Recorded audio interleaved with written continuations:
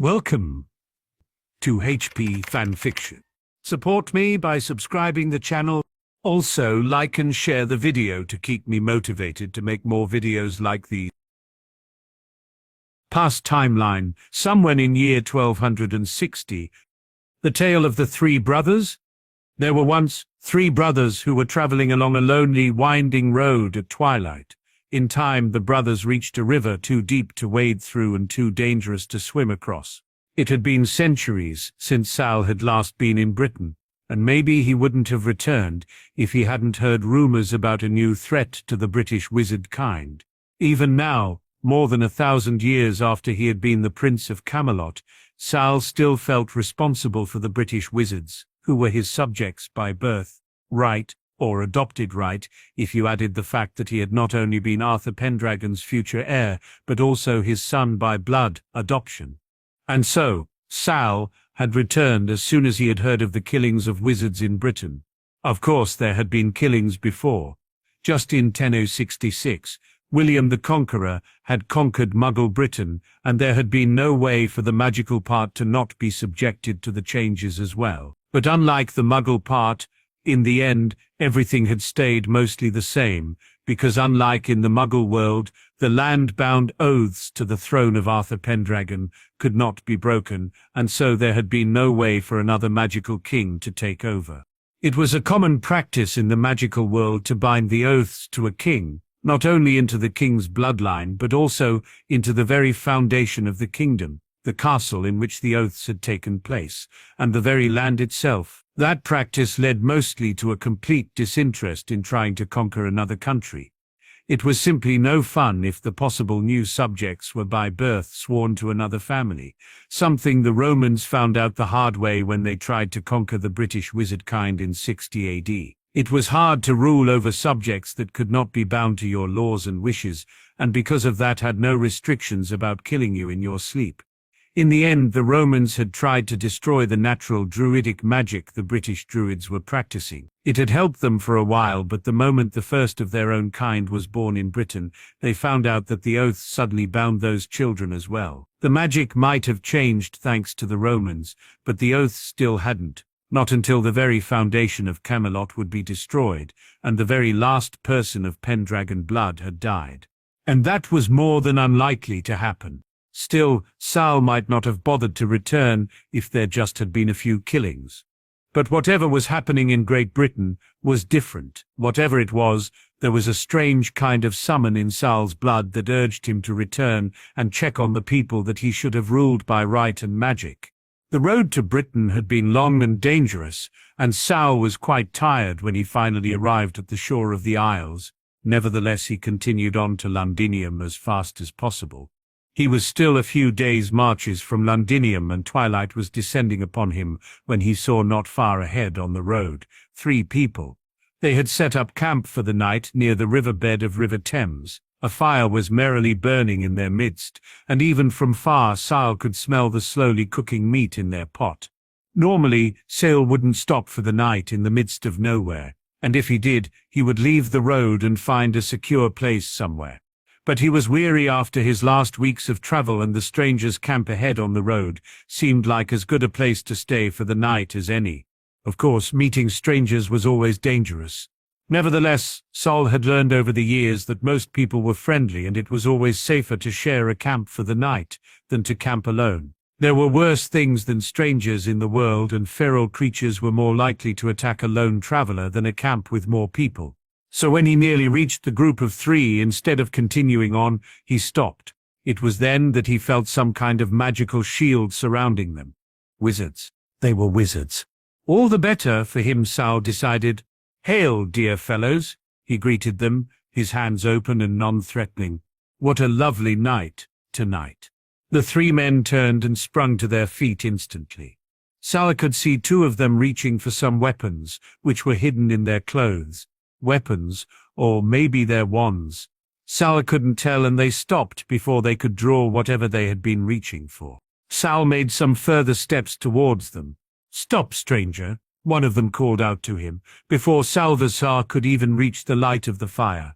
Sal stopped, his hands still open in front of him. Nevertheless, he saw that neither of the two men who had reached for their weapons had withdrawn their hands from the place their weapons were hidden. "Who are you, and what are you doing here?" Scrutinized the wizard who had decided to speak to him and the other two who were flanking him. All three had unruly black hair and deep brown eyes. They definitely reminded Sal of himself before he had grown out his hair, and they also reminded him of Peverell, his old friend and the husband of Helga Hufflepuff. "I am a lone traveller, searching for shelter for the night," Sal answered. "I saw your fire and decided to ask if I could resort for tonight." The speaker blinked surprised and looked Sal over again. "Take down your hood," he said finally, and Sal slowly reached for his hood and pulled it down to show his face. The stranger's cool brown eyes traveled over the features, Sal revealed. Sal could see that the stranger especially took in Sal's traditionally braided hair and his old, a little travel-worn and faded dark green robes, but his eyes remained empty of recognition, so Sal guessed that he had no idea what the traditional braiding of Sal's hair for Sal's standing in the magical world meant. Finally, the stranger seemed to decide that he should at least follow the customs of hospitality and said, "I am Antioch Peverell, Lord Peverell. These are my brothers Cadmus and Ignotus. Now tell me your name, Mudblood." "Peverell? Mudblood?" Sal asked instead, knowing that he would have time to mull over the last name of the stranger later on. Sal had not heard the word mudblood when he interacted with wizards before, but it had been a while since he last had been in Britain, and there was a chance that the word had come up while he had been away. "You are one, aren't you?" Antioch said, sneering. "One of these mundane borns that fear magic because of their god, one of those that believe they have been made of mud by their god." Sal blinked. Well, that at least was a different explanation why a mundane born was called Mudblood. "I fear you are mistaken," he finally said. "I am no such a thing." The answer was a snort. "Well, you must be, or you would have continued on without seeing us. There are some temporary wards in place to shield us from any mundane that travels the road tonight." Sal raised an eyebrow at that. There seemed to be some new magics that he had not heard of before. Of course, Sal knew of wards that would keep away mundanes, but until now he had always thought that those wards were permanent and not temporary like those around him. "I am no mundane born," he said instead. "I am on my way to the gathering of the lords." The answer was a sneer. "There is no gathering of the lords," the Peverell lord said. "It seems your claim of being no mudblood was just falsified by yourself." Salvazar frowned at that. "What do you mean with there is no gathering?" he asked. "What else is there to lead our people?" "The Wizards' Council," the answer came from one of Antioch's brothers. "Ignotus, if Sal remembered it right, we're now led by the Wizards' Council. The name changed to that about 150 years ago." Sal just sighed when he heard that, and then muttered to himself, "Now they don't just change the language, they deliberately change the names of things as well. Stupid humans and their short lives." When he looked up again, he saw that Ignotus was looking at him with a raised eyebrow. It seemed as if his rant had not been fully unheard, and Sal felt his face burn with embarrassment. "Well, it seems that if there's solely a Wizard's Council, then I am on my way to said Wizard's Council," he finally declared, and Antioch snorted. "Why ever should you go there?" he asked scornfully. "Mudbloods aren't allowed to enter the council." Sal just frowned at him. "I told you, I am no mundane born," he said. "I've been a lord of the gathering, and if the Wizards' Council is still headed by the lords, I will have to take my seat among them." This time Antioch Peverell laughed at him. "You seat?" he asked, amused. "There are no free seats in the Wizards' Council, so pray tell, Mudblood, where do you want to sit? Do you think the council will give you a seat if you just ask them so that you can spread your beliefs of being made of mud among our people?" Salvazar saw that Cadmus was chuckling as well. Ignotus instead was looking at him with contemplating eyes. Sal still raised an eyebrow towards the other two. "There are no free seats?" he asked, interested. "Pray tell, who are heading Emrys and Pendragon at the moment?" "Emrys," one of the brothers, Ignotus asked astonished, and Sal could see the wheels turning in his head. "Pendragon?" the other brother, Cadmus said, but unlike his brother he was just amused by Sal's question. Why do you ask for those 2 seats? Antioch said. Everyone knows that Emrys and Pendragon are extinguished. Sal just snorted. Just because you didn't hear of anyone of my family for some time, you declare my house extinguished, he asked, while shaking his head. I was abroad, not dead. Why the hell should I stay in Britain just to go to gatherings, councils now, where nothing is done at all? Abroad? Antioch asked, sneering. So you want to tell us that your whole house has been abroad for how many years? Sal shrugged. For about 200 years, he answered, unconcerned. The House Emrys has better things to do than to stay in Britain and go to gatherings. I have better things to do. Emrys? Antioch said faintly. Sal inclined his head. Emrys, he confirmed. And your name is? Ignotus asked, when Antioch stayed silent. Salvazahar Emrys, Sal answered, Lord of Emrys. Ignotus stared at him in surprise when he heard that name. Then he gestured towards their fire. Then I welcome you on our fire for the night, Salvazar Emrys, Lord of Emrys, he said. Sit down and eat with us. Antioch and Cadmus just nodded when their brother nudged them. Sit and be welcome, Antioch, Peverell finally managed to say. Then his eyes darkened. But that doesn't mean I believe your claim. I don't believe that you are Emrys. Ignotus just snorted and turned to their cooking pot to look after their dinner. After he had stirred it a bit, he returned his attention to Salvazahar. Your first name, he finally said. Are you named after Salvazar Pendragon? Sal started when he heard that name. How do you know that name? He asked the youngest brother. Ignotus shrugged. There's a witness report about the Battle of the Great North Fields in the library of Hogwarts, he explained. I read it when I was an apprentice. Salvazar started a bit when he heard the changed name of his academia, but he said nothing. Hogwarts. It seemed as if the change of the name to Hogwarts had already begun. It was kind of a frightening discovery, because it showed Sal how long he had been away from Britain and how long it had been since he came to the past. And even now, after searching the earth for millennia, there is still no way to get me back home to the future, Sal thought. Not that he was sure that he wanted to return anymore. It had been 1,000 years since he had last played a child, and he had long before that matured to an adult, if not in body but at least in mind. Well, Ignotus interrupted at that moment Sal's thoughts. Are you named after Prince Salvazahar? Sal sighed. Something like that, he finally answered. Then he shook his head. I never knew that the witness report of the Battle of the Great North Fields is still at Hogwarts. So you know the story? Ignotus asked, interested. I loved the story. When I was young, I always wanted to be a great warrior like Salvazar Pendragon. Oh, stop it, Ignotus. Antioch interrupted his younger brother. I know you worship the ground the prince walked on, but could you stop talking about him at least for today? Sal felt oddly thankful towards Antioch. He didn't know if he would have really been able to listen to Ignotus's admiration if the man had continued. It simply was too embarrassing for him to even think about being worshipped by anyone. Ignotus meanwhile pouted for a moment before changing the topic. If you are heading to Londinium for the council, you can travel with us, Ignotus said, and then pulled out some bowls for his brothers and himself and served dinner. Do you want some as well? Sal nodded and pulled out his own bowl from his knapsack to be filled. Yes, thank you. After he had gotten the bowl back, he returned to the first thing. Ignotus had said, I would like to travel with you, he said. I have been away from Britain far too long, and it will be easier to get up to date if there is someone I can ask about the changes. Ignotus just nodded. We will cross the river in the morrow, Antioch said. After that it should take us another 3 to 4 days to reach the council. The rest of the evening, they talked about their travels and other insignificant things. However, these brothers were learned in the magical arts, and so they simply waved their wands and made a bridge appear across the treacherous water. They were halfway across when they found their path blocked by a hooded figure. They were up at dawn, and Sal watched the brothers transfiguring some twigs into a narrow bridge so that they could cross the river. It's not very permanent, but it should do until we reach the other side, Cadmus said, and led the way over the swaying bridge.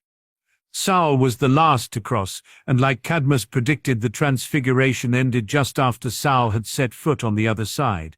Sal had been concentrating on the bridge, so when he looked up he was surprised to see another man standing in front of the three brothers. He stopped in his track and unshed his wand. For a moment he tried to make up his mind if he should step up next to the brothers to face the stranger, but then he decided to wait and see what would happen. The person in front of the three brothers was hooded like Salva Sahar, but whereas Salva's cloak was a dark green, the cloak of the stranger was black. And whoever it was, Cadmus Peveril knew them, and that was reason enough for Sal to stay out of the incoming conflict for now. Cadmus was stiff, and his hand was grabbing his wand hard enough that his knuckles had turned white. His eyes were fixed on the face beneath the cloak, a face that could be adumbrated by Salva's sire and the brothers, but not clearly seen. Nevertheless, the middle brother seemed to know exactly who he was facing. "What are you doing here?" he asked, with hatred coloring his voice. "Does your question imply that you don't want to see me, my friend?" the stranger asked, chuckling. "And I thought you liked our last encounter, didn't you? Like I feel the thrill of a duel of life and death." The answer was a hiss, and it was thanks to Ignotus' honed reflexes that Cadmus did not throw himself at the person in front of him. "You monster!" he cried. "You killed my betrothed." "Of course," the stranger said. "I had to gain your attention somehow after all, and I still think I choose my opponent well after all. You managed to kill me, and that is quite a feat. And yet here are you. If I truly had managed to kill you, you wouldn't stand in front of me anymore," Cadmus hissed. The answer was a terrible, evil laugh that gave Sal goosebumps. But it was the whiff of the stranger's magic that gave him the creeps. There was something unnatural contaminating the other one's magic. Maybe Sal wouldn't have felt it, but whoever the stranger was, his magic was oddly known to Sal, and because of that, Sal was able to pick up the strangeness in it without even trying to do so. "I cannot die, my dear Cadmus. So, of course, I'm still alive. I'm far too great to die like normal people." When the stranger spoke, his distaste for normal people was easily picked up in his voice. "Of course, you, Cadmus, are a rare version of the normal people. You, like your brothers, are normal, but unusual in your own right." The voice, a shiver ran down Sal's back. That voice, foreign but familiar. Cadmus snarled at the stranger. "Whatever you think that you know about me and my brothers, you are wrong." The answer was again terrible laughter. "Oh, I know a lot about your and your brother's work. Your work about time and time travel was something way ahead of your times. And your experiments with powerful objects and the possibility of immortality, one of a kind," the stranger exclaimed and grinned beneath his hood. "I had to challenge you, the brightest minds of your age, the most powerful wizards alive today. I couldn't pass this up and not challenge you to see who of us is better." The speech pattern. It was something Sal had heard before, but for the life of him he couldn't tell where he had heard it. Cadmus snarled again. "So you killed my betrothed," he hissed. "So I killed your betrothed," the stranger repeated. His voice was oddly calm and devoid of emotions. The repeat of the sentence felt oddly normal to Sal, as if it had to be like that, as if the person in front of him would always do it, and as if Sal knew that habit unconsciously. Cadmus roared in fury. Ignotus tried to stop his brother, but the man escaped his brother's grasp, pulled out his sword and swung it towards the stranger's head. "Cadmus," Antioch exclaimed, "stop it." But the younger brother refused to listen. The stranger just laughed and dodged the sword. "Oh, Cadmus, Cadmus, Cadmus," the hooded person said. "Listen to your brother, Cadmus. He knows best, Cadmus. He understands your agony better than you, Cadmus. He loved your betrothed more than you, Cadmus." The stranger cackled madly.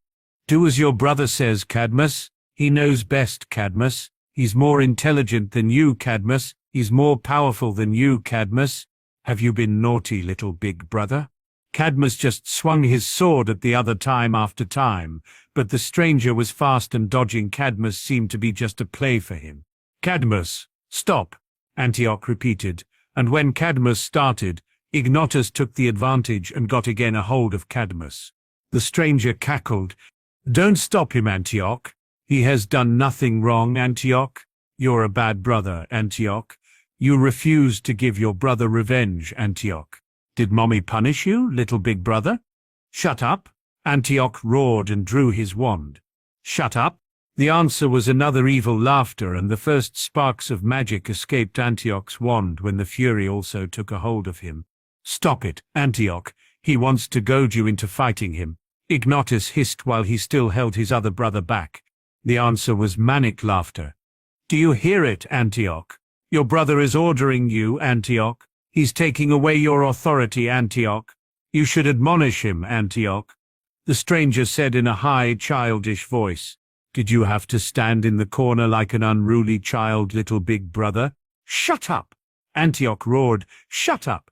And again red and yellow sparks came out of his wand and burned away some of the grass to his feet.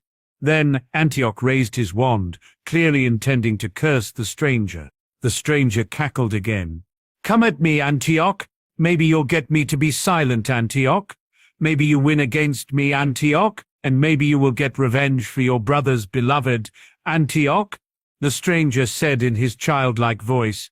"Maybe Cadmus will thank you, Antioch. Maybe he'll kill you, Antioch, for taking his revenge from him, Antioch. Do you know that Mommy loves me more than you, little big brother? Do you feel sad because of that, little big brother? Do you cry at night, little big brother, for being only the second in her heart, little big brother?" And in Sal's mind a little boy was standing in front of him, a sword in his hand, taunting him like the stranger was taunting the brothers. That was the moment. A horrible realization flooded Sal's mind. But he couldn't think of that now. Not with the danger the other three were in right now. Not when the others reacted to the goading like that. It was an idiotic reaction. After all, it wasn't as if the stranger was saying something true. They shouldn't react like that to the words of the stranger. But they were still children, and where Salvasar had never reacted, they tried to counter the taunts with violence. The stranger cackled gleefully at the end of his taunts that had riled up two of the three brothers. Again Cadmus tried to get away from Ignotus's grip. Antioch instead lost it and charged at the stranger. This was the moment Sal decided to step in. Without a single word he pulled out his wand and stunned Antioch before the man could reach the stranger in their path. The stranger started and then turned to Salvazar. "Curious," he said. "I didn't know that there would be another one in your company." Then he cocked his head and eyeballed Sal. "I don't recognize you," the stranger said, surprise obvious in his voice. "Take down your hood. I want to see your face, stranger." Sal snorted when he heard that. The stranger had stopped his goading, but the voice of the stranger created still a horrible echo in Sal's memory, an echo he had loved and hated all at once. "Follow your own advice, stranger," he replied coolly, while keeping his eyes, voice, and face expressionless. He couldn't think about his guess now. It would break him if his mind deduced his guess as likely. "I can't see your face as well." The answer was a grin. Even with the hood hiding the stranger's face, the grin was heart-achingly familiar. "You don't need to see my face to know who I am," the man said, grinning. "I am Death. Who else should I be?" "Death?" Sal said, skeptical. "You don't quite look like Death to me." The answer was a laugh. "But I am Death," the stranger said. "I am Death's master. I alone have gained power over Death itself. Look at me and believe it." And with that the man caressed the cloak he was wearing. Then he snickered and vanished from sight. "Look at me," he howled. "I am Death. I am Death. I have its wand. I have its cloak. I have its power over the dead. I am Death." And with that the stranger was again visible. Sal felt his heart beating faster after that exclamation. Death?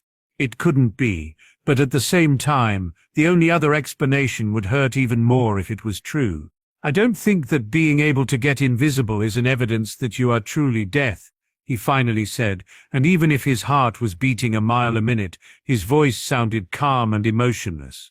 "I have seen people getting invisible without them being Death. That had been in the future, of course, where there were invisibility cloaks and spells that hadn't been invented in the time he was now, but it was nevertheless true.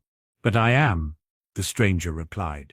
"You will find out when I finally kill you, just like I will kill them," and he gestured toward Sal's traveling comrades. "The man's insane," Sal heard Ignotus whisper, and Sal definitely couldn't object to that statement. The man seemed to be insane, but if Ignotus was right, Sal didn't know if he could stomach it. He wished with all his heart that Ignotus was wrong, but at the same time, Sal felt an odd shiver running down his neck, a shiver telling him that there was more to it than simply insanity. Even if the man was insane, there was something not entirely right with him, and Sal wasn't talking about his mental health. It was the magic surrounding the man. It somehow felt tainted, unhealthy. Sal couldn't remember to have ever met something so hideous like the magic that surrounded the man in front of him. It was unnatural, perverted beyond recognition. Sal shuddered, and the man in front of him laughed. "Please, no, everything, but that everything." "Afraid?" the stranger asked. "No," Sal replied, and flicked his wand to get Antioch away from the man. The stunned lord landed next to Sal in the grass, and with another flick of his wand, Sal revived him but held him still in a full-body bind. "Let me be wrong. I beg you, please, let me be wrong." Antioch blinked for a second or two, then he frowned at Sal. "What did you do?" he hissed. "I stopped you," Sal answered warily, his eyes not leaving the stranger in front of him. "Whatever he is, you wouldn't have had a chance against him." Antioch snarled. "I am Lord Antioch Peverell. Until now I won almost every duel I ever entered. There is no way that—" "This would have been a duel you lost," Sal said. "Please, let me be wrong. Let me be wrong." A child's laughter filled his head, originating in one of his memories. The stranger cackled. "Oh, you seem to be a very sly one, aren't you?" the stranger said, still grinning widely. It was an unnatural grin that spread across the stranger's whole face, but did not even touch his hidden eyes. "I can't bear it if I'm right. I can't." The child's innocent long gone returned through his memories. A child's eyes filled with love looked at him from a moment long ago lost in time.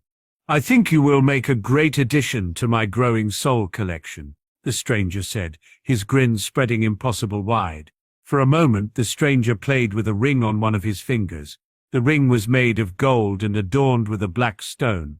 On top of the stone was an odd symbol to see. It looked like a stylized golden eye with a slit pupil, a triangle with a circle in it that was parted in half by a line. "Look at me, little big brother. I'll make you cry, little big brother. I'll hurt you, little big brother. And there's nothing that you can do, little big brother, 'cause I'm better than you, little big brother." And death spoke to them. He was angry that he had been cheated out of 3 new victims, for travelers usually drowned in the river, but death was cunning. He pretended to congratulate the 3 brothers upon their magic, and said that each had earned a prize for having been clever enough to evade him. And with a final grin, the stranger charged. Sal flicked his wrist and released Antioch from his body bind before evading the stranger just by inches. Antioch instead shot spells at the stranger, instantly. They all missed. The stranger was too fast, too agile and too cunning to be hit. He cackled madly and then just charged at Sal again. Sal dodged, and Cadmus used Sal's move to swing his sword at the stranger, while Ignotus drew his wand and sent a spell at him as well. Both missed, and the stranger cackled. Like an acrobat, he flipped on his hands and then swung himself through the air. He landed behind Antioch, and his fingers, claws, set out to scratch the man. Antioch dodged, but the long and unusually sharp nails sliced his robes at his shoulders and drew blood. The stranger licked the blood from his fingers and cackled again. "Oh, such sweetness, such strength, such power," he said gleefully. "I will love to slice you up and kill you." And he charged at Antioch again, this time too fast for the other man to react in time. "I love you, little big brother. I want to be like you, little big brother. You're my hero, little big brother." And a child stood with adoration in its eyes, in front of him. The image shattered and a single tear fell from Salvacire's burning eyes. In the air around him he could smell death and betrayal. What have you done? The words were nothing but a defeated, agonized whisper. What have you done to yourself? And another tear joined the first. The stranger looked up at that. He had taken down Antioch, and had been just seconds away from charging Cadmus, when Salvazar spoke to him in this broken voice. Done? The stranger asked, still grinning. I did nothing. They're all still alive, aren't they? But Sal just shook his head. What have you done to yourself? He repeated, horrified. The forbidden ritual. What have you done, Medrod? The stranger's eyes widened. He paled. Little big brother? And when Sal's tears started to fall freely, the stranger, Midrod, fled, and Sal fell to the ground, burying his head in his hands, and wept for the man that was no more, and for the monster that took his place. Why did you rip your soul apart, Midrod? Why? So the oldest brother, who was a combative man, asked for a wand more powerful than any in existence, a wand that must always win duels for its owner, a wand worthy of the wizard who had conquered death. So Death crossed to an elder tree on the banks of the river, fashioned a wand from a branch that hung there, and gave it to the oldest brother. Sal entered the great hall of the Gathering of the Lords, now the hall of the Wizards' Council. It had changed since the last time he had been there. The hard wooden chairs had changed to comfortable ones. The hall itself had been turned in a real hall, more than the cave-like hall it had been before. Sal looked around, interested. The throne still stood at the opposite side of the hall. He knew that there would be a council today because Antioch had told him, and he decided to join in. Of course it had been a while since he last had entered the gathering. Now council. The last time he had been in this room, it had been with Godric and Peverell some hundreds of years ago. When he entered, the most of the lords were still missing.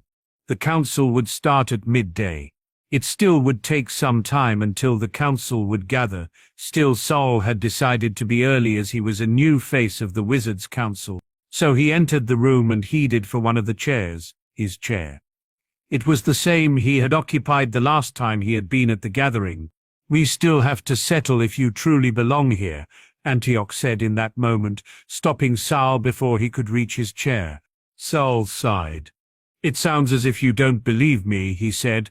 I don't, Antioch answered, sneering, and I definitely don't trust you, especially after meeting this creature that recognized you. Sal just pressed his lips together. Ever since Medrod had fled from the battle after recognizing Sal, the others had been wary of him. I'm not like him, Sal repeated for the xth time. I'm nothing like him. But you know him, Cadmus said, sneering. That's definitely enough to be wary of you. Sal just snorted. Of course I know him, he finally said. Until now he had held back with the truth. But maybe the truth would clear the air between them. Or at least, I knew him when he was still human. Antioch just sneered at that. I don't believe this creature was ever human, he judged coolly. He maims, tortures, and kills, and loves it. That's not human. That's evidence that he's a monster, and Sal could not object to that. So he finally just turned around and started to look at the changed hall again.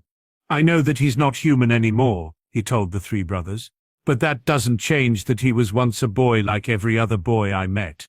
The answer was a snort. This creature plagues our world for at least 100 years now.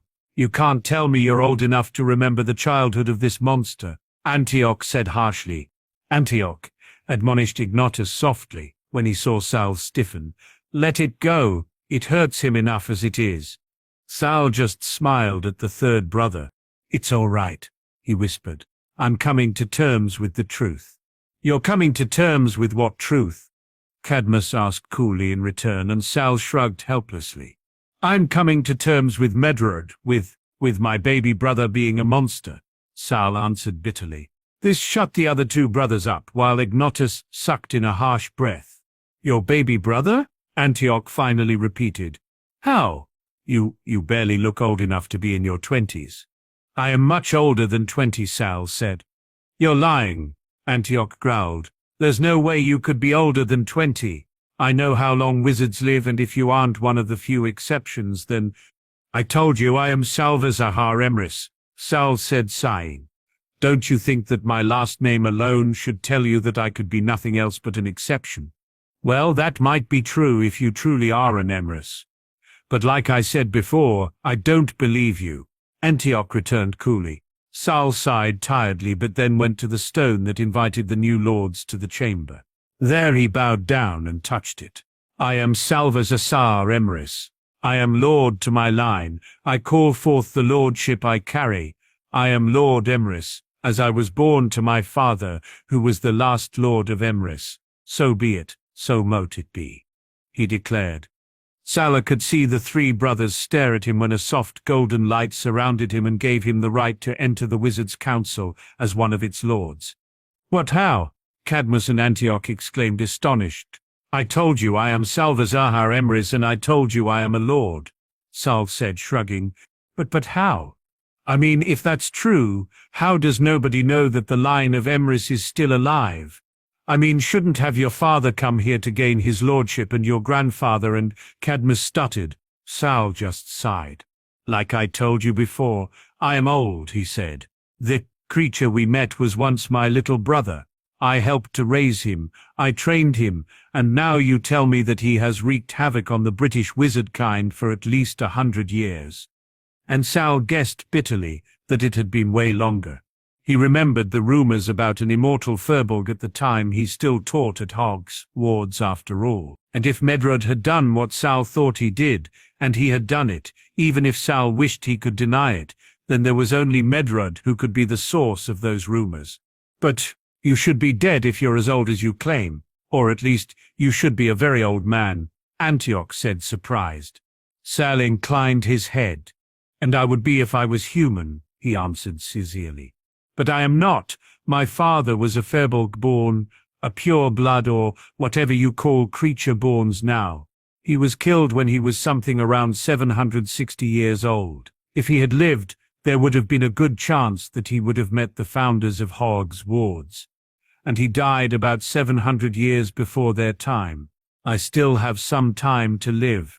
Of course, that was just a half-truth, but Sal didn't plan to tell the brothers more than he had to convince them that he had not lied to them. You're joking. Ignotus accused Sal, his eyes big as saucers. Sal snorted. I'm not, he answered. But you are an Emrys. Your father can't be a pureblood. I mean, you must be a descendant of Merlin Emrys, and like that you cannot, Antioch said. Sal just smirked. I am not a descendant of Merlin Emrys, he answered truthfully. Then you are claiming a false line. Sal snorted. No, he said, and then decided to add some more truths to his words. I am the son of a Firbolg-born, and I am an Emrys. I am just not murdered Emrys descendant. Then how? Easy, Sal answered and shrugged. I am his son. The others stared at him with open mouths. But Merlin Emrys was said to live way before the founders. Sal rolled his eyes. He lived until 60 AD, he finally said, and decided to go easy on the astonished brothers. I grew up on Arthur's court in Camelot. Again, but some words shouldn't be added if you wanted to keep your opponents somewhat sane. Then the second brother, who was an arrogant man, decided he wanted to humiliate death still further, and asked for the power to recall others from death. So Death picked up a stone from the riverbank and gave it to the second brother, and told him the stone would have the power to bring back the dead. Lord Peverell, is there a reason why you brought your brothers to the Wizards' Council? A voice said coolly. Sal had sat down, together with Antioch. His brothers were still standing behind him, waiting for the beginning of the council. One after another the other lords had entered, but it was the first time one of them was spoken to since they arrived. Antioch just sighed. I had to, he said. They have important information for the Wizards' Council. Information?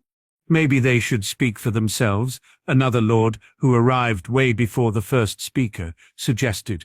After all, it is their information to share, and there has to be a reason why they came themselves and did not just hand over the information to their brother. Other lords nodded, and Slytherin said, Well, go on then. One moment there was absolute silence in the hall of the council. Then Ignotus and Cadmus exchanged a glance before Cadmus started. I am sure you all know the rumors all over Europe about an immortal dark wizard trying to gain influence in different countries. He comes, he kills, tortures and maims, and when someone finally is able to stop and kill him, he returns to the living just a few days later and hunts his killers down before he vanishes and turns up somewhere else just a few months later. Sal was intrigued, so they had come to the council to speak about Medrod long before they met him on the way to Londinium. These rumors are nothing more but a legend, the lord who asked about Antioch's brothers said, huffing. There is no evidence that they are real. We know, Ignotus interrupted, and my brothers and I thought the same until a month ago. Excuse me? Ignotus sighed and rubbed his forehead. Our brother sent us out to destroy the dark wizard that was threatening our lands, like the council wished it, he said. We succeeded a month ago in killing him and we thought it was the end. But 2 weeks ago Cadmus's betrothed was killed. What does that have to do with? She was killed by a man we thought dead. She was killed by the same dark wizard we killed just 4 weeks ago. Cadmus was able to kill him again, but on our way to Londinium, we met him again. This time, he fled, but that does not change the truth. We fought this wizard 3 times already, and he still comes after us. He should be dead by every law of nature, but here he is, fighting against us. If he is really immortal, he won't stop until we find a way to kill him. We had to tell you that there is someone who cannot be killed normally. There is no way that someone is unable to die, or that someone can live as long as the rumors exist. The first lord that spoke to them denied. But, no, if you prove that it could be, we will talk about it again. Until then, don't waste my time. Other lords nodded their content. But we have nothing but your word, and that isn't enough for something like that. So you don't believe our word, Ignotus hissed. In this case, forgive me, but no. Maybe you were given a drug and saw what you were meant to see. We need true evidence to believe you, and immortality is impossible to obtain. The most of the lords nodded. Sal stared at the other men. They were wizards, used to a world full of inexplicable things, and they still rejected the idea of an immortal wizard. What the brothers Peverell said is not unbelievable. Sal finally decided to speak up. All the other lords turned to him, gawked at him. Sal wasn't sure if they had even seen him when he entered. "And who are you?" the main speaker asked, sneering. Sal suppressed a grin and decided to rile the man up, with the truth, of course, just to get him back at least for a bit for his slight against Ignotus's honor. "I am a member of this gathering," Sal answered coolly, his face expressionless.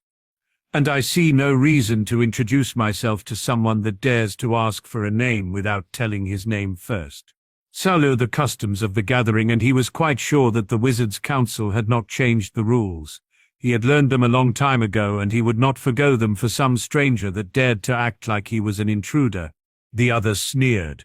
"I am Lord Severus Slytherin, head of the House Slytherin," he answered arrogantly, and Sal thought amused that the man should be grateful that Sal had loved his son, because if he hadn't, Midrin would have never been a Slytherin, and the Lord of Slytherin would have never started to exist. Then another thought came to him. Now that he was here, did the Lord even have the authority to be here?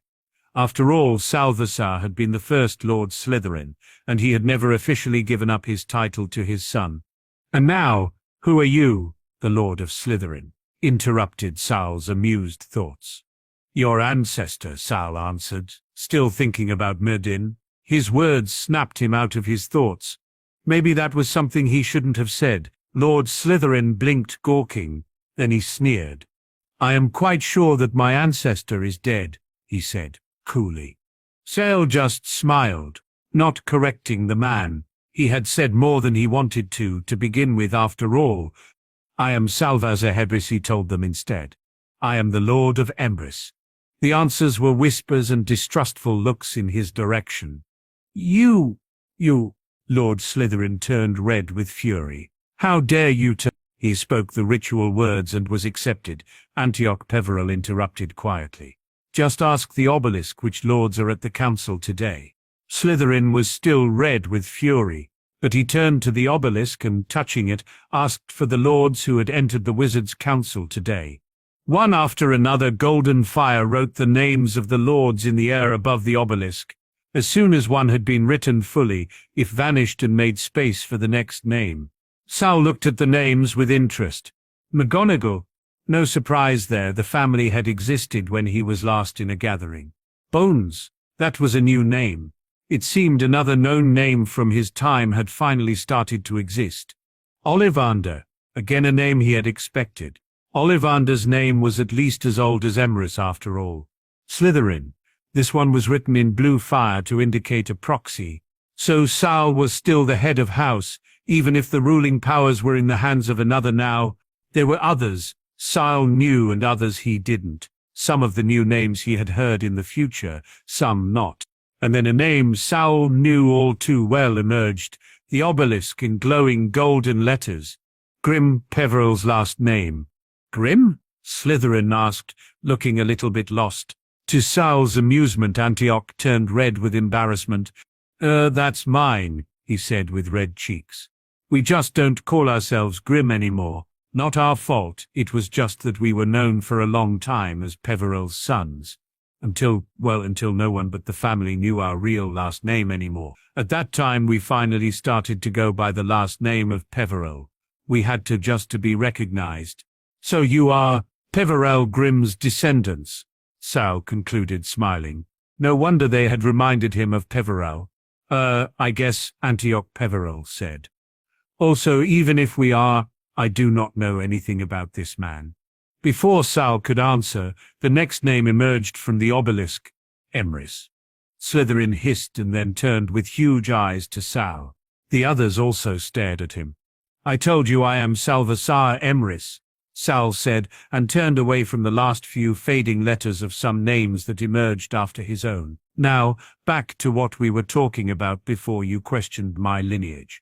I know you said that there is no way for a wizard to be immortal, but I know that this is false. There are ways to be immortal. Not that they are good, but they do exist. Stop! Lord Slytherin held up one of his hands. You come here, being the true heir of Emrys, and after your claim is verified you simply want to return to the previous discussion. Sale just raised an eyebrow at the other man. What else should I do? He asked him. After all, it is no news to me that the line of Emrys is still alive. But there wasn't anyone to claim that line since, at least the times of Camelot. Slytherin returned heatedly. I, for once, would like to know how there can still be a Lord of Emrys. This time Sal snorted. Just because the House of Emrys wasn't interested in mindless chatter every other month, it does not mean that there wasn't a Lord of Emrys all along, he finally answered the stumped lord. Now back to the topic of immortal wizards. Like I said, there is a possibility of immortality. It might be dark and obscure, but it is still existing. But, Lord, Slytherin started to say, but he was interrupted by another lord. This lord at least decided to speak of the topic at hand, and not of Sal's lineage. There is no known way to live forever, lad. Lord McGonagall, like the crest on his chest, proclaimed him proudly, said huffing. I know you are still young, but Hogwarts should have taught you at least that much. Sal just raised an eyebrow. The last time I was at Hogwarts, I was teaching there, he said. I cannot remember a time in the past where I was a student at that school. This time Lord Slytherin sneered. It seemed he had recovered. So where were you taught, Lord Emrys? I cannot believe that a lord like your father rejected the idea of his son being trained at Hogwarts, lad. Sal just smiled and returned to the original discussion. There is at least one way to become immortal, he said. 2, maybe even 3 if you can reproduce the second and third way I know of. Even if those ways are no true immortality, just something alike to it for some time. Lord McGonagall snorted. You sound inexplicably sure, Lord Emrys, he said. But tell me, have you ever seen someone who has reached immortality? Sal hesitated. Of course he had seen Medrod just days ago, but seeing him alive did not tell anyone if the other man had really found a way to live forever. There was also the fact that Sal had seen Medrod dead as well, killed by the goblin blade that had been smitten for Salvasar. But it wasn't Medrod he thought of the second he heard the question. It was another man, an evil lord, who came to his mind nearly immediately. It had been Sal's first brush with immortality and the sickness that was known as the dark, or like Sal preferred, the evil arts of magic. Even after over 1,000 years, he still shuddered when he thought about the night Voldemort had regained his body. It wasn't that he was suddenly afraid of Voldemort, no, he just felt sick thinking about it. Especially after he had been taught blood magic by his father and had started to truly understand what kind of evil Voldemort had invoked that night. And it hadn't just been the ritual. No, the evil had started way before, even way before the day Sal had been entered in the tournament, and it had reached its peak when Cedric had been killed and Sal had been used for the ritual. Someday Sal would destroy the man for what he had done. Some evil could not be forgiven. And line theft was one of the evilest magic known to mankind. Yes, he finally said. I have seen it. It might have been a twisted kind of immortality, but it was immortality nonetheless. Lord McGonagall sneered. But the sneer wasn't directed at Sal, but at the possibility that Sal's words implied. And how was it received? Sal shuddered. By splitting one's soul, he answered sincerely. You will lose a part of yourself if you try it, and you will slowly lose your sanity after you have done it, but you will be immortal, unable to die until what you have done to yourself is undone. It is nothing you want to archive, believe me. And in his mind he saw that twisted smile that once was the kind smile of his little brother Medrod. A child's smile, lost forever to the perverted magic that allowed Medrod to return from death. Splitting one's soul? This time there was more than one lord who asked with disgust in their voice, unbelieving. Yes, Salvazur said. I don't know when this path was invented, but if the wizard you are talking about truly used this way, kill him. It's definitely mercy. You seem to have forgotten that killing him would be the problem. Lord Slytherin sneered. Sal just sighed and shook his head. I didn't forget what I told you, he said softly. I just told you what you had to do if this wizard truly did what I fear he did. And Sal knew for a fact that Medrod split his soul. Sal couldn't explain the taint he felt in Medrod's magic in any other way. Sal could not explain the cry of help he had received through his magic as the prince of the land in any other way. Nothing but the evilest kind of evil would have him summoned with so much force that he had abandoned everything he had been doing just to hurry back to Britain. But it was not all Medrod did. There was still something foreign to his magic that did not fit to the taint of a split soul. You must find the container of his soul part and destroy it. Then you will be able to kill him, Sal explained aloud. One of the other lords snorted. It's not as easy as you try to make us believe, lad, he said. Until now I have never heard about a way to split one's soul, but if there is one and this creature found it, then I don't believe that it will be easy to undo it again. And the Lord was right. Sal remembered his lessons in the dark arts from his mother. He had hated them with passion, but it was part of the inheritance of a Lefay. The Lefay family had always had a great knowledge of the evilest of magic. Even Godric, who had been a light sorcerer to the boot, knew about them. Sal had never spoken with him about them, but the fact alone that Godric read some of his family texts and knew about the darker side of blood magic, the part that could be used to destroy and kill, was evidence enough. And Medrod had been taught by Morgana Le Fay herself.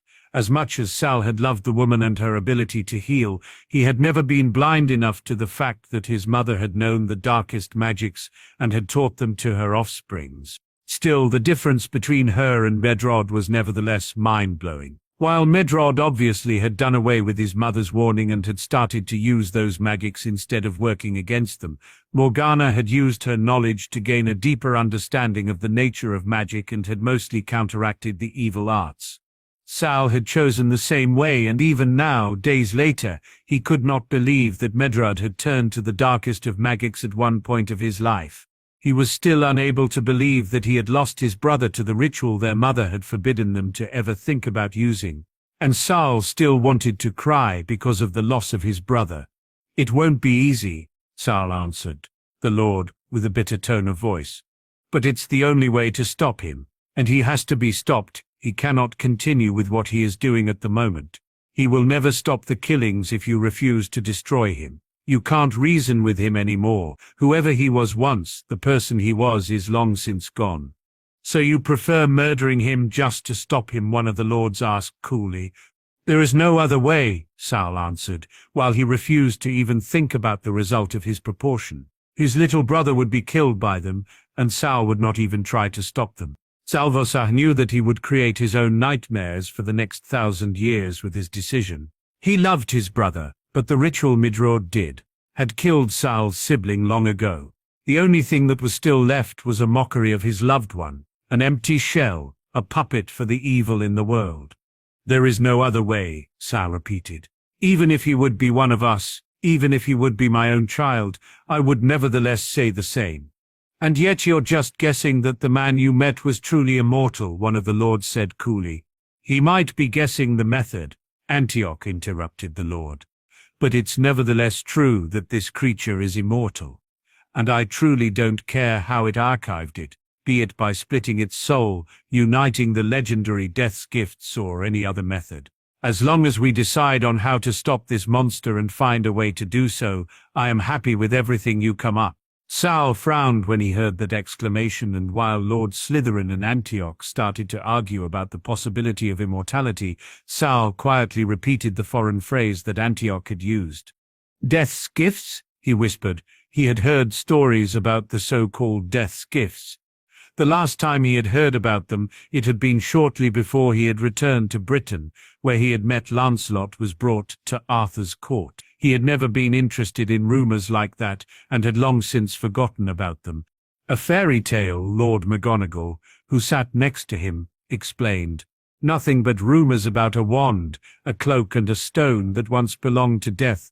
Whoever collects them all is rumoured to be the next immortal master of death. Like I said, nothing but a fairy tale. I am death. I am death. I am death. I have its wand. I have its cloak. I have its power over the dead. I am death. Sal heard Medrod howl in his mind. A fairy tale? Or was it the truth, and Medrod had them as well? And if he had them, would it be more complicated to kill him, or would it somehow ease their job? You shouldn't think about that myth, Lord McGonagall added in that moment. It's far less likely to be true than your idea with the split soul. But Medrod's soul was split. Sal knew it. Sal could feel the taint. But did that make death's gifts real as well?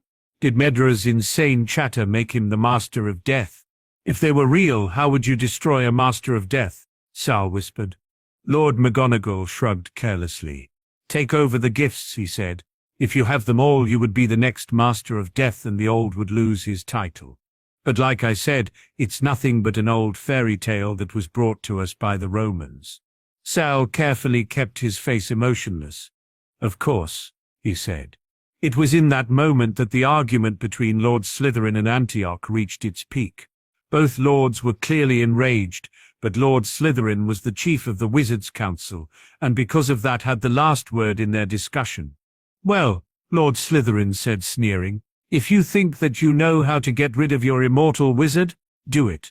We, as the Wizards' Council, have more important things to do than to listen to fairy tales. Little did he know that the decision he would make that day would end his era within the next year. Instead of him, Barbarous Braggy, later on famous for the introduction of the golden snidit into Quaddick, known in Harry's time as Quidditch, would take the seat of the chief of the Wizards' Council.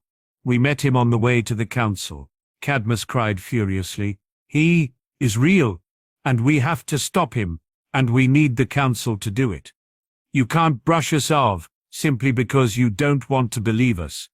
But the most lords just shook their heads and refused to listen to the arguments of the Peverell brothers. Not that it surprised Salvazar. Politicians had always had the tendencies to ignore things that could be a threat to their perfect little world. It had been like that on Arthur's court, and it had been like that in the gathering of the lords. So why should it be different now? Only the Lord McGonagall, a different one than the lord that Sal had known back at the Founder's time, looked as if he believed the Peverell brothers. He was the one who frowned at the other lords of the council, but when he opened his mouth to object, Sal shook his head. They won't listen, he told the man. They don't want to believe us. Another lord, who sat next to McGonagall, nodded. The Lord Emrys is right, McGonagall. They won't listen, he said. The Lord Priverell and his brothers will have to find a way to show them the truth if they truly want to be believed by them, and that won't be easy. And yet you, Lord Bones, who don't like the Lord Peverell at all, believe him and his brothers, the Lord McGonagall remarked. Lord Bones shrugged. I might dislike him, he said, but I know that the Lord Peverell would never lie in a situation like that. Lord Peverell might be a selfish person, but he would never set himself up to be ridiculed if there wasn't a danger to his family. Then the Lord Bones shrugged helplessly. Alone knowing that fact means that, even if I hate it, I'm forced to believe his story, he concluded gravely. If I even had the slightest way to disable his credibility, do you truly think I wouldn't have taken it? The answer was a sigh from the Lord McGonagall. And like that you just shook up my hope that there are more sane persons in the room than insane. It seems that if even you can see that there has to be some truth to this story, then the others have to be insane or blind, because they don't see it. That they were able to find the entrance to this hole they call a hall means that they could see it, and that leaves me solely with insanity. Lovely. Sal snorted. And there they are asking why the Emery's family keeps away from the council. Two muffled laughter answered his statement. And then Death asked the third and youngest brother what he would like. The youngest brother was the humblest and also the wisest of the brothers, and he did not trust Death, so he asked for something that would enable him to go forth from that place without being followed by Death. And Death, most unwillingly, handed over his own cloak of invisibility. It was the evening after the council, and Sal had been invited to the rooms the Peverell brothers had been given. Even if the council does nothing, we can't let that go, Cadmus exclaimed in that moment. He was pacing up and down the room while his brothers sat in their chairs and watched him. Sal had leaned against the wall next to the door and his gaze flickered between the brothers' faces. So, what do you want to do? Sal finally asked. Find him and kill him, Cadmus growled. There has to be a way to do so. If you find the object in which he contained a part of his soul and destroy it, you should be able to do so, Sal answered, with an emotionless voice. Inwardly he felt sick by just thinking about killing the child he helped to raise. So, how do you find it? Ignotus asked him. Sal sighed. By searching, he answered truthfully. If you know the person who went through the ritual well enough, you will be able to guess what he could have used. Then he contemplated his brother and his wishes, hopes and obsessions. Of course, if you don't know the person who did it, you'll have to use different means to find out, Sal added to what he had said before. It's definitely far easier if you know the person, but there are ways that would help you to find out if you don't. Well, but you do, Ignotus said. So we will be able to use the easier method, won't we? This time Sal pressed his lips together. Of course he knew his brother. And of course he could think about things his brother could have used or would have liked to use, but that didn't mean that there weren't other possibilities that Midrud could have chosen. I might have an idea what he would have used, he answered the brothers, but there are still a lot of other possibilities I might not know about. But at least you know some things that could be it, Ignotus said, sighing. Now, how do we find out if you're right with your guesses or if you're not? The answer was a helpless shrug from Salvazahar. I think you'd be able to feel it if you encounter it, he said. It reeks of dark magic, and if you aren't a dark wizard, you normally would refuse to touch it, instinctively, or you would be compelled to touch it if there are wards on it to hide its true nature. I guess that the most obvious thing is that it tries to influence you somehow. At least that's what Mother said. Sal pondered on it a little bit more. He had, after all, never encountered anything like a Horcrux, had he? It was then that a flash of memory brought him back to second year all those lifetimes ago. The diary. Ginny. Horcrux? The question was easily answered. Horcrux. They try to draw you in, they try to get used by you so that they will be able to gain power over you. If you use them, you will lose parts of your memory. You won't remember what you were doing for the Horcrux. But other than that, I don't think that Horcruxes are easily to recognize, he finally said. But then, other than as a child, I never had an encounter with one of those, and so I might not know some ways to recognize them. He couldn't help them further, so finally the others started to debate if one of them had seen or felt something like that. Sal was quite certain that not one of them would have had. Medrod was no idiot. He wouldn't have hidden the Horcrux anywhere anyone would know. There was just one chance. He had never thought that there would be someone who knew him in the future. Maybe, just maybe, Salvizaha would be able to figure out where Medrod had hidden his piece of soul. Then Death stood aside and allowed the three brothers to continue on their way, and they did so, talking with wonder of the adventure they had had and admiring Death's gifts. In due course the brothers separated, each for his own destination. They weren't lucky.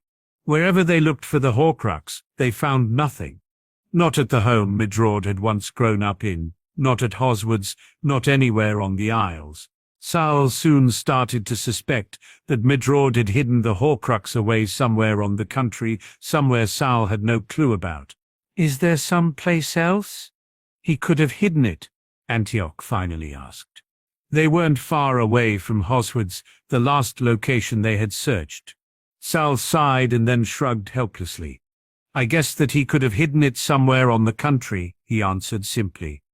"The problem with that is that I don't know where to look. I don't know where exactly he was over there. So, simply put, you're no help at all," Cadmus snorted. Sal just frowned at the other man. "It's not as if I was following my brother anywhere he went," he answered coolly. "I had other responsibilities than watching him leading his life, not adding to the fact that I thought him dead for the last few centuries." Cadmus just pressed his lips together. "You show remarkably little interest in the life of your brother," Antioch said in that moment. "I would never have gotten away with such a behavior. I buried him. What else should I have done? By wind and fire, he was dead." Sal cried, "I at least don't make a habit out of watching graves just for the chance that the one buried is still alive. And I am a healer. I normally know when someone is dead. I checked before I buried him. Don't you understand? He shouldn't be alive anymore. He shouldn't. But he was, and that was the entire problem." "He's right, you know. I shouldn't be alive anymore," another voice said suddenly, and when Sal and the others turned, they found themselves facing Medrod. "But I'm surprised that you checked on me after you returned to your time. I never thought I was that important to you, little big brother." The grin on Medrod's face broadened with every word he spoke. "You were my brother, Medrod, of course you were important." Sal answered bitterly. "I helped to raise you. Whatever you want to say about our relationship, don't you ever try to imply I didn't love you." The answer was a snort. "And yet here you are, ready to kill me." Salvasaha just smiled a bitter and sad smile. "I might love you, Medrod, but the oath I took as a guardian forced me to work against you. I can't let you roam the world like you are just now." "I am sorry." The answer was a snort. "You're just like father," Medrod hissed. "You do nothing but cast me away for others. You're acting as if you think that's easy for me to do," Sal said heatedly. "I once swore to protect the innocents. I never thought that this oath would mean that I once would be forced to go against my own little brother.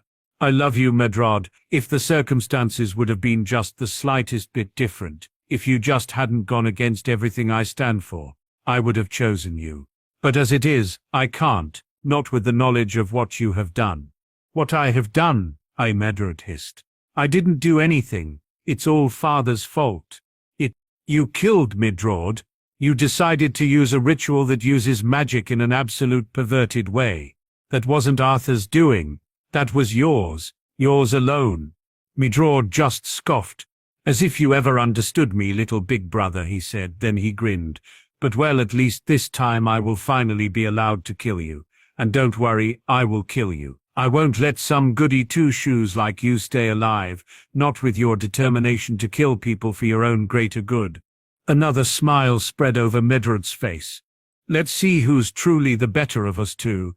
Let's see how long you and your little friends will be able to hold me off." The first brother traveled on for a week or more, and reaching a distant village, sought out a fellow wizard with whom he had a quarrel. Naturally, with the Elder Wand as his weapon, he could not fail to win the duel that followed. Leaving his enemy dead upon the floor, the oldest brother proceeded to an inn, where he boasted loudly of the powerful wand he had snatched from Death himself, and of how it made him invincible. Sal watched his brother intently. The other one had been roaming up and down in front of them like a caged predator, but he hadn't attacked them yet. "Don't try to charge him by yourself," Sal hissed in a warning tone of voice to the other three. "Don't react to his goading." All three brothers looked at Sal in disgruntlement. "We know how to act," Cadmus admonished him. "We're not stupid." Salvazar just pressed his lips together, but decided that answering that statement would just end in a disagreement, and that was something they didn't need now. "We're not children," Antioch added. To Sal they were exactly that. Children. All three of them. But he said nothing. Midrod instead grinned. It seems that he had just waited for an opening like that, and he took it instantly with a look of glee on his face. "But you are children," he told them, grinning madly. "All four of you little stupid children."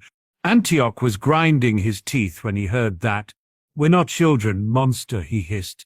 "Whatever you think about us, don't you dare to call us children. We're all three middle-aged wizards."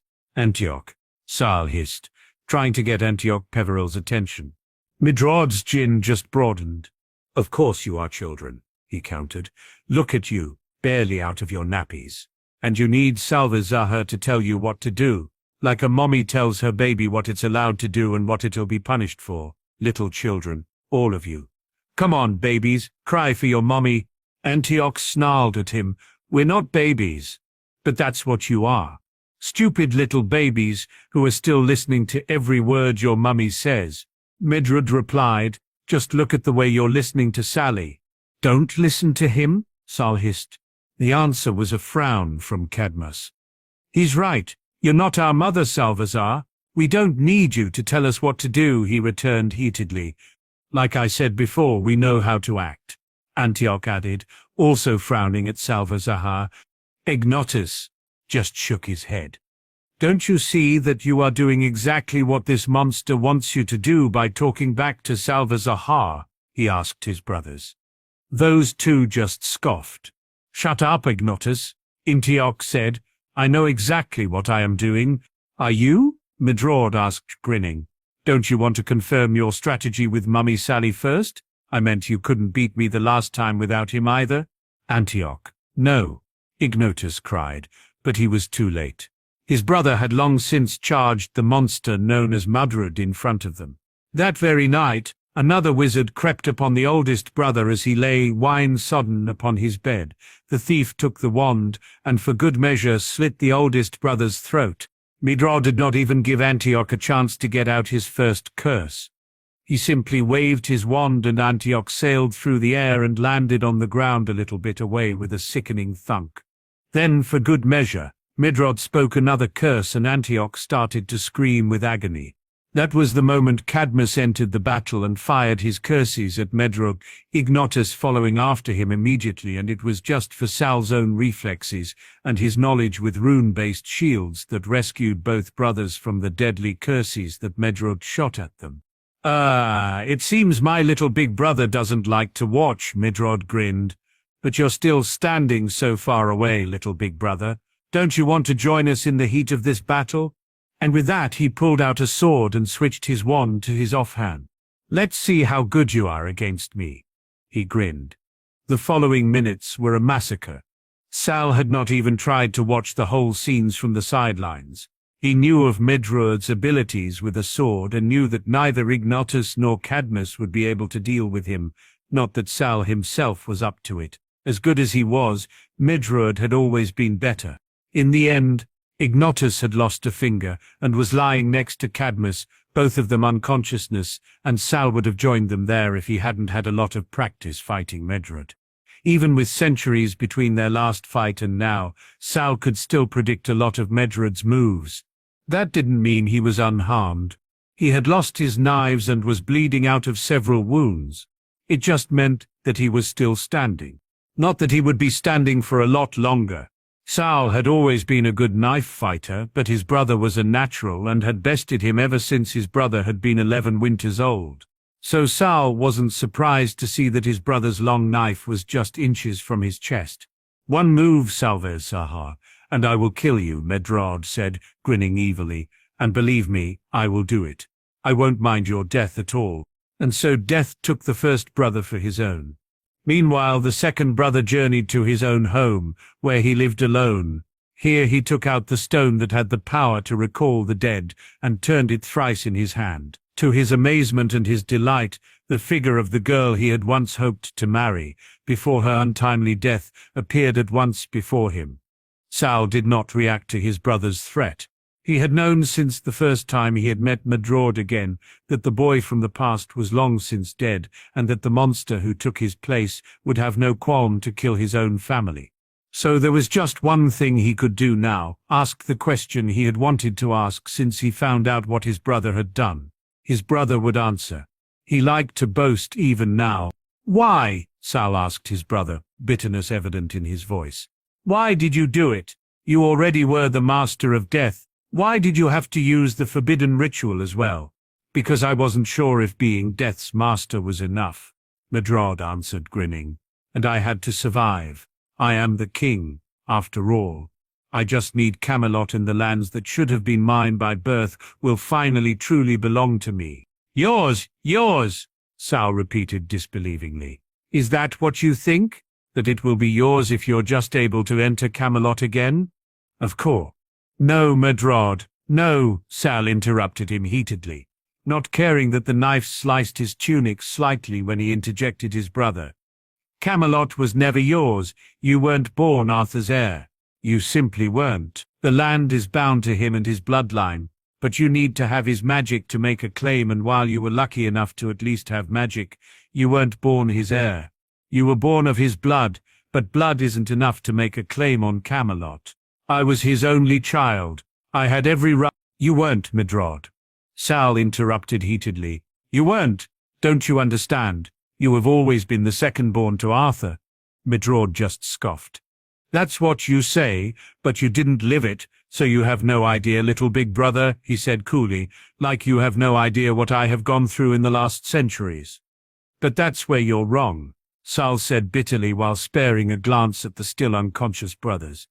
"I know it because I lived it as well. I wouldn't lie to you. And even if I don't know how you felt for the last centuries, I can imagine what it has been like for you." Medrawd snarled.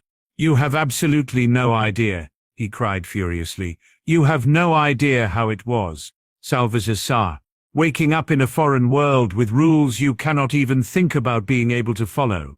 Waking in a world that has moved on from your death as if it was nothing, as if— I know what you felt.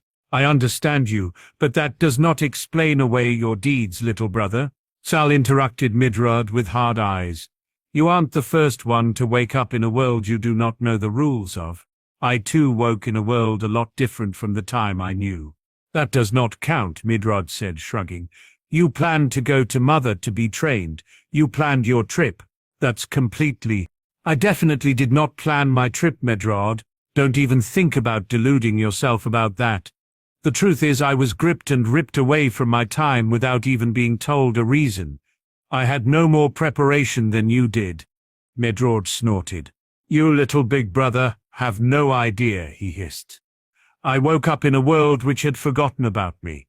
In a world where the mighty castle of my father was nothing more but an academy to house apprentices. They had customs I have never seen before, and they talked in a language I never heard be— It told you, Medrawd, this is no excuse for the crimes you committed," Sal hissed, fury tinting his voice with the hissing language of the snakes. "Don't you dare to try to excuse it. It was your choice that led to your crimes, and not you waking up in a different world." Medrawd just shrugged this time. "Maybe you're right, little big brother," he said. "But then I was buried in the earth for about 1,000 years, unable to do anything while my immortality healed my body from the wound I received. If it hadn't been a with goblin magic-infused weapon, I would have healed faster, but Father had to use one to stab me. You would have gone insane like I have if you had to endure being buried in the ground for such a long time." Sal shuddered. Medrawd was right. He possibly would have gone insane lying there for 1,000 years. But then he also knew that it had not only been the goblin magic that had worked against his brother. "I might have gone insane," he said, "but I would never have become as twisted as you are. Don't deny it, Medrawd. Whatever you did before you fought with Arthur, I really don't know exactly what and how much, and I am not sure if I want to know, was part of the reason why it took you so long to return. Not even talking about you returning from death, when you clearly should have been dead after the wound you had. Medrawd shrugged, disinterested. I somehow had to make sure that I wouldn't die in the fight, so I looked into it. I found 2 ways, and finally decided to use them both. Just to be sure, you know. Sal shivered when he heard those words. You split your soul. It wasn't a question. There was no other way to explain Medrawd's insanity, not that being unable to die but also being unable to move for 1,000 years would have helped. But then, Sal suspected that Medrawd did not remember every day buried. Sal even suspected that Medrawd might have come back to consciousness shy of leaving his grave. Medrawd had always been the one to exaggerate and to lie to gain sympathy from others. And if I did, what will you do?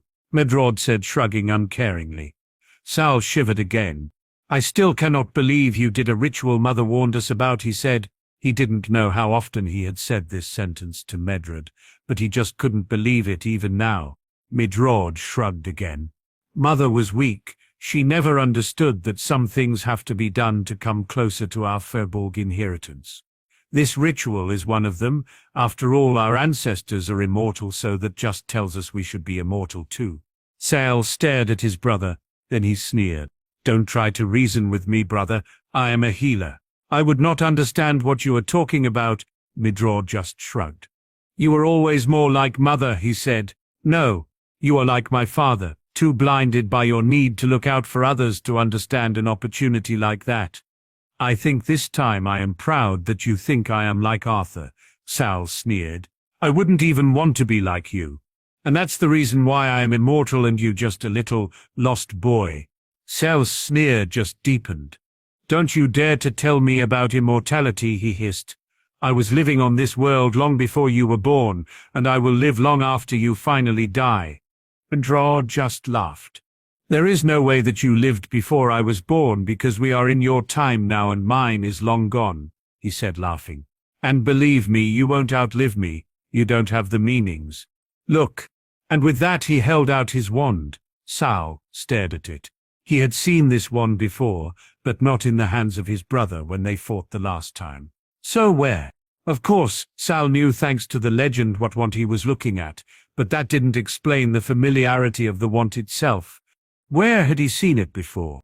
This is Death's wand, Medrawd said in that moment triumphantly. I found this and its other pieces, the stone. He held up a stone with an engraving on it, and the cloak. He pointed at the open cloak he was wearing. They are the reason why I have still my body. They stop it from aging, and they healed me. They are the ultimate way to be immortal forever. Sal stared at the artifacts. What are they truly, he whispered, while his senses hummed when he looked at them. Whatever they were, the magic embodied in them was foreign and powerful. He had known the legend, but it was different being so close to them, feeling their call. Whatever they weren't wizard-made. At least not by magic Sal had been in contact with. They are the artifacts of death, Medrawd said, grinning. I found them in Egypt. There even is a legend about them. The one true owner of them will live forever and ever. I am their owner. As long as they are in my possession, I won't die. Sal snorted. You died on the battlefield with Arthur. You might have been resurrected later on, but you still died on the battlefield first. Medrawd just shrugged. A minor setback I will circumvent with time, I am sure, he said, disinterested. As long as I have them when I'm dead, I will return. And now, dear brother of mine, it's time to die. After all, I don't want you to squeal my secrets to all your little friends. And with that, the icy steel of a short blade bored itself under Sal's ribs in his lung. Sal gasped for breath. His vision swam, but he knew he could not let Medrawd get away. He knew he had to stop him. So he did the only thing he could. He opened his eyes. Medrawd's dying scream filled the air, then he slowly but surely turned into stone. Yet she was sad and cold, separated from him as by a veil. Though she had returned to the mortal world, she did not truly belong there, and suffered. Finally, the second brother, driven mad with hopeless longing, killed himself so as truly to join her. In the same moment an Expelliarmus was heard behind Midrod, and the wand, the death stick, he was holding sailed through the air and vanished out of Sal's view. A second later, Medrod's skin turned grey. Sal staggered back, the long knife leaving his body. As soon as the blade had left his body, he lost his footing and fell. The weapon, as painfully it had been the only thing to keep him standing before. Black points were flickering in Sal's vision, and Sal knew instinctively that his brother hadn't missed. The knife had pierced his lung. Sal was dying again. What a hassle! And then a still shaking Antioch was by his side, falling to the ground next to him. "Salvazar," he said, and this time Salvazar hadn't the energy to correct him. His vision was slowly but surely degenerating. Soft, blood-stained hands started to support his upper body, and then another pair of blood-stained hands. Ignatius's, Sal recognized when he saw the missing little finger, carefully parted his robes and lifted his tunic to look at the wound. "He won't make it," Ignatius said, sighing to Antioch. "The blade entered his lungs. There is no way for us to heal him." This just triggered Sal to laugh, not that he could laugh at the moment. Instead, painful wheezing sounds emerged, his body. "Don't worry," he gasped. "I survive." Antioch frowned at him. "Salvazar," he said, "he pierced your lung." "I know," Sal answered, wheezing. "Can't die." "Unable." Antioch's eyes widened. "You're immortal?" he asked, astonished, with a slight fear tinting his voice. Sal managed to shake his head. Antioch frowned, but it was Ignotus who stopped him from saying more. "No, just can't die," he said. "Antioch," he said, still gasping for air. "Cloak, stone, way from Medhim." Ignotus touching, "Not you." Sal attempted to nod, but he wasn't sure that he still had enough control over his body to do it right. Then another thought occurred to him. "All right, Salvazar," he said. "You'll explain when you are able, not now, later." "Yes." Antioch frowned down at him.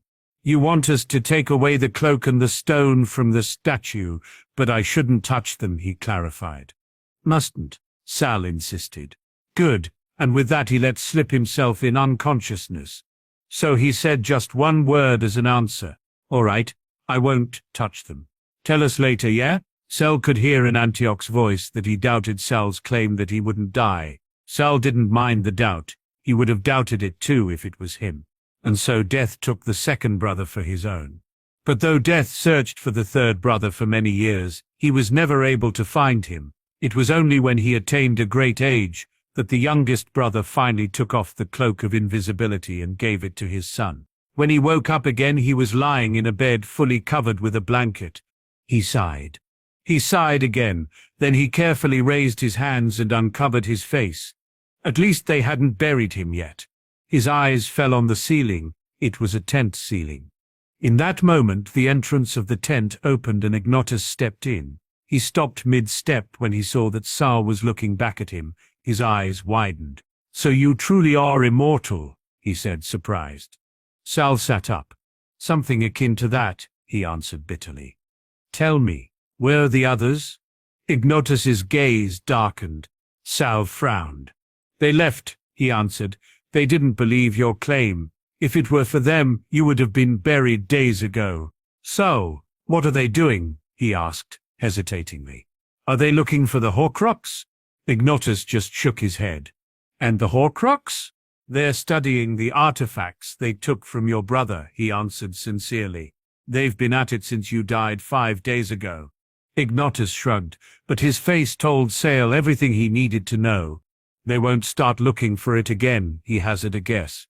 The answer was a bitter smile. "I'm sorry, Salvazar," Ignotus said finally after a few seconds of silence. "What about Midrod?" Sal just shook his head. "I should have suspected something like that," he answered, truthfully. "So they are studying the artifacts?" "Or using them," affirmed Ignotus. Antioch said something of finally settling a dispute, and Cadmus said something about apologizing for having a daughter with another woman, not that he ever acknowledged that child. "Your brother? He's still stone, and we thought it prudent to hide him away in a warded room in Hogwarts. Don't worry. No one will be able to enter it except of us or you. I made sure of that." "Thank you." Ignotus just smiled for a moment, then his face darkened again. "I've been waiting for you to wake up, Prince Salvazar." Ignotus answered with a smile. "I'll have to check on my wife and son from time to time, but I'll do everything to help you with finding that soul piece you've been looking for. Not that my brothers truly need access to that room. They're now far too interested in those artifacts to even consider helping you. And you? He would never be able to continue on, with the guilt of his brother's dead waiting on his soul. Ignotus would long since dead when Sal finally would find the place Midrod had hidden away his Horcrux. It had been hidden away in France, and confronting it would be the last nail in Sal's coffin. After all this time, he finally broke from the strain of being forced to live his life alone and without any support. And then he greeted death as an old friend, and went with him gladly, and, as equals, they departed this life. Future timeline, pause, mo, pause. Pause, pause, pause. Harry thought Halloween night was splendid this year.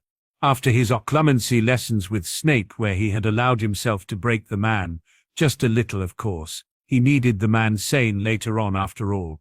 He had left the sleeping potions master in his sitting room and gone to the feast. The feast had been as good as the last feast at Hogwarts, he remembered, or better, because last time there hadn't been a very pale Umbridge sitting at the head table who was just waiting to be hexed. Not that Harry did any hexing. Why should he? There were other ways to bother the toad. "Harrikins," they answered, grinning. "Something to snack before the feast." "Hey, Gred, Forge," he greeted the Weasley twins, and sat down in front of them. Harry eyed the sweet they handed him, warily. "Elephant head?" he asked after probing the sweet with a quick runic spell. "Sorry, guys, I don't think that grey is my color." The twins blinked and exchanged a glance. Then the right twin, Harry knew for a fact that it was Fred, spoke up. "Ron's right, you know. You are different from last year." "So I am," he answered. Then the smile vanished and he looked at them with serious eyes. "Does it bother you?" Harry just smiled at them. This time George answered. "Not really," he said. "It's just weird seeing you acting all grown up while our brother's still acting like a toddler like always. Not that you haven't been the more mature one before on occasions," Fred added. "But now you're even scarier than Hermione, and she's a mini-adult since birth." Harry suppressed laughter hearing that. "Hermione is still very much a child who believes in the adults around her. She still has a lot to grow until you could consider her an adult." "Unlike you?" Fred asked. Harry just grinned. "Oh, I know exactly how to be a child once in a while," he said. "And like every child, I enjoy some good pranks to lighten up the mood. Don't you think so too?" "What are you thinking of?" they asked together. Fred and George looked at each other before flashing a devil's smile his way. "Maybe a new color scheme for toads," Harry suggested. At the end of the feast, Harry thought that being red and green striped with yellow polka dots, a swine's snout and warts could be a new fashion trend for toads, especially pink-clad toads. Of course, Umbridge was livid and tried to blame poor innocent Harry, something that the deputy headmistress refused to allow to happen. Harry was happy with that as well. He had trouble enough to keep in line when he was in his current detentions with her. Being with her for another detention could end in a dissected toad. It would be a pity for his working hours because said toad would be unusable for potions. It had been after the students had gone to bed that night that Harry's real Halloween finally begun. With the exhausted potions master out of the way, Harry had practically free rein to do whatever he wanted in Hogwarts halls that night without fearing that anyone more dangerous than Filch would roam the floors near him. Harry had long ago learned that McGonagall and the other teachers, except of Snape, just watched the main halls of the castle. If he did not use those halls, he was in no danger of being found. "What are you planning, Harry?" Regulus whispered when Harry finally joined him in the Chamber of Secrets at midnight. Harry smiled at the other man. "Tonight is the night of the dead, Regulus," he answered sincerely. It was an answer, but a non-answer as well. "I don't think I understand." "It's time to let the dead walk on the earth once more," Harry elaborated. "You want to create him furry?" Regulus asked, horrified. Harry snorted. "Of course not, you idiot," he huffed. "I'm not stupid enough to dabble in the evil arts just because it's Sam Hain." There are other ways to resurrect the dead. So what are you? Nothing what I haven't done before for now, Harry answered before Regulus could even finish his sentence, and with that he stepped to the wall that hid his ritual chamber and opened it. Regulus looked in it and his eyes widened. Harry smiled gently and a little bit sadly at the other man. A ritual? He whispered fearfully. Regulus shuddered. No, not a ritual, he corrected the younger man. The ritual, the summon blood magic ritual. To control your magic? He asked nervously, remembering when the other man had first told him about the blood rites he used on a yearly basis. Yes, Harry answered sadly. But I don't understand what that has to do with resurrecting the dead, Regulus asked, fear now clearly in his eyes. Everything and nothing, Harry answered. Regulus sighed. You won't tell me, will you? He asked finally. No, not tonight, Harry answered, looking at him with a sad smile. That was all it needed for Regulus to understand that tonight was different than the years before. What changes tonight? He asked. I'm going to try seeing if I can connect with the castle wards and find the missing book on them, Harry answered sincerely. It's a bit risky, doing that with a blood magic ritual for my magic, but even with the guess I have, I need confirmation before I can get it. I might also try and find the Horcrux within Hogwarts. Harry sighed. But this is dangerous, isn't it? Regulus asked hesitatingly. Harry sighed again. Yes, he said. If I lose concentration and because of that my grasp on my magic, it might even kill me. But I've done that ritual plenty of times already. I should be fine even with the added tasks. Then the door of the ritual chamber closed between those two. See you tomorrow, Regulus, Harry said. Or never again, Regulus added bitterly but silently. For a moment he still looked at the closed door that shielded the other man, his friend and father figure, from his sight. Then he turned away from the door. May fate and luck be with you tonight, because I can't. And a single tear rolled down his cheek before he pushed the danger the other man was facing out of his mind. There were still other things to do. Regulus had still not searched Minerva McGonagall's quarters and the charms corridor for either the Horcrux or the book on the wards of Hogwarts. Of course, there were even more parts of Hogwarts he hadn't searched, but those two were next on his ever-growing list. Please stay alive tonight, Salvatio. No reason to call him Harry if the other man wasn't around to hear, was there? Tom Marvell Riddle, also known as Lord Voldemort, was standing in front of the prison of Azkaban. The Dementors had turned on the auras as soon as Voldemort had come and started to enter the prison. Tonight would be the first victory for the dark side. It was the perfect night for a new start. After all, it had been Halloween all those years ago when his empire crumpled thanks to a 15-month-old child. It was just right to rebuild his empire on the same night now. Not that he planned to make his return truly official tonight. He just planned to return the fear to those pampered creatures that called themselves wizards. In that moment, another wizard in the Black Death Eater's garb apparated next to him and fell to his knees in front of him. The final wards are down, my lord, the Death Eater said. Voldemort's snake-like face twisted in an evil smile. Then it will be time to get my most loyal ones out of here, Voldemort answered coolly. Enter in pairs and take down every aura you come across. Yes, my lord, the Death Eater replied, and bowed even lower. Then he uppered away to where Voldemort's troops had gathered. Let us show magical Britain that there is nothing they can do if Voldemort decides to make something his, he muttered, grinning, and then gave the signal for the attack on Azkaban. Harry put down the knife that he had used for the ritual. He opened his eyes and then slowly reached out to destroy the runic circle around him. Now was the moment. Harry put down the knife that he had used for the ritual. He opened his eyes and then slowly reached out to destroy the runic circle around him. Now was the moment. The one moment he had dreaded since he understood what he would have to do tonight. His last hesitation had been nipped in the butt when he had seen Snape's memories of Albus Dumbledore refusing aid to Azkaban and the plans of Tom Marvell Riddle. Harry might not be a Gryffindor, but he knew that there was no way he would make it easy for the man who had wronged him, and keeping the wards of Hogwarts like they were now would make it easy for the wannabe Dark Lord. Harry knew that Hogwarts would be a target for Tom Riddle as soon as he had enough confidence to go up against Albus Dumbledore. The headmaster might be content to risk the children he should protect, but Harry wasn't, and if Harry had to play a Gryffindor to stop some of Tom Riddle's ambitious plans, so be it.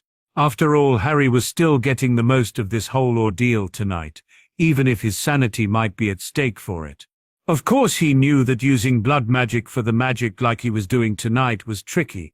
Every ritual to aid the flow of the magic through the body had to be planned carefully. Not that the other blood magics weren't dangerous, but doing blood magic for your magic was not only dangerous, but the power rush you felt afterwards. Not that you had more magic afterwards, it was just flowing better. Simply was addicting. There had been thousands of druids in times long past who had given in to the feeling and had died an extremely painful death just a few days later. If you gave in, your magic would react to it and it would not stop to rush through your body anymore. Magic like that would burn you inside out in the end, a slow and extremely painful death. Instant insanity and a painful death, and all because of not reining in your own magic. But what does my son Anastasius like to say? No risk, no fun, Harry thought to himself and grinned. He destroyed the runic circle that shielded him from the raving madness of his own power. Instantly pain shot through his body, followed by the intoxicating feeling of absolute power. He was powerful. He could do everything. There was nothing that could stop him. No one that could face him and tell the tale. His magic was coursing through his body, consuming him and his mind. For a moment he felt as if his own power would overwhelm him, then he took a deep breath and threw out his magic, connecting it to the wards. It was something that, under normal circumstances, wouldn't have been possible. A living being, no matter how old, shouldn't be able to insert its own magic in the wards to search for something. The magic of the wards, even if they were cast by the individual that tried something like that, were maintained by the magic of the earth itself, and because of that shouldn't be accessible to anyone. No one should be able to see beneath them and search what they shielded. But Harry was different. Unlike normal wardcasters, he had once died for the wards of Hogwarts, and even if he couldn't actively manipulate or dissemble the wards in this state, he could at least use them to search within their boundaries for things connected to them. It took but moments for him to confirm his suspicion about the whereabout of the ward book of Hogwarts. He had been right. It was exactly where he had thought it would be. Then his mind turned to the next thing he had been searching, the Horcrux. What he found instead was something totally different. One moment he wasn't certain what he was feeling, then his eyes widened. A curse. A curse on a specific position in the school. The defense curse. And it was not only bound to its caster but also to something else inside the wards. The Horcrux? Before Harry could even think on following the connection to the Horcrux, something broke his concentration. Happiness and triumph swamped his mind, destroying the ironclad control he had on his still very wild and wonky magic. Instantly another spark of absolute power shot through his system, just that this time around he wasn't prepared for it.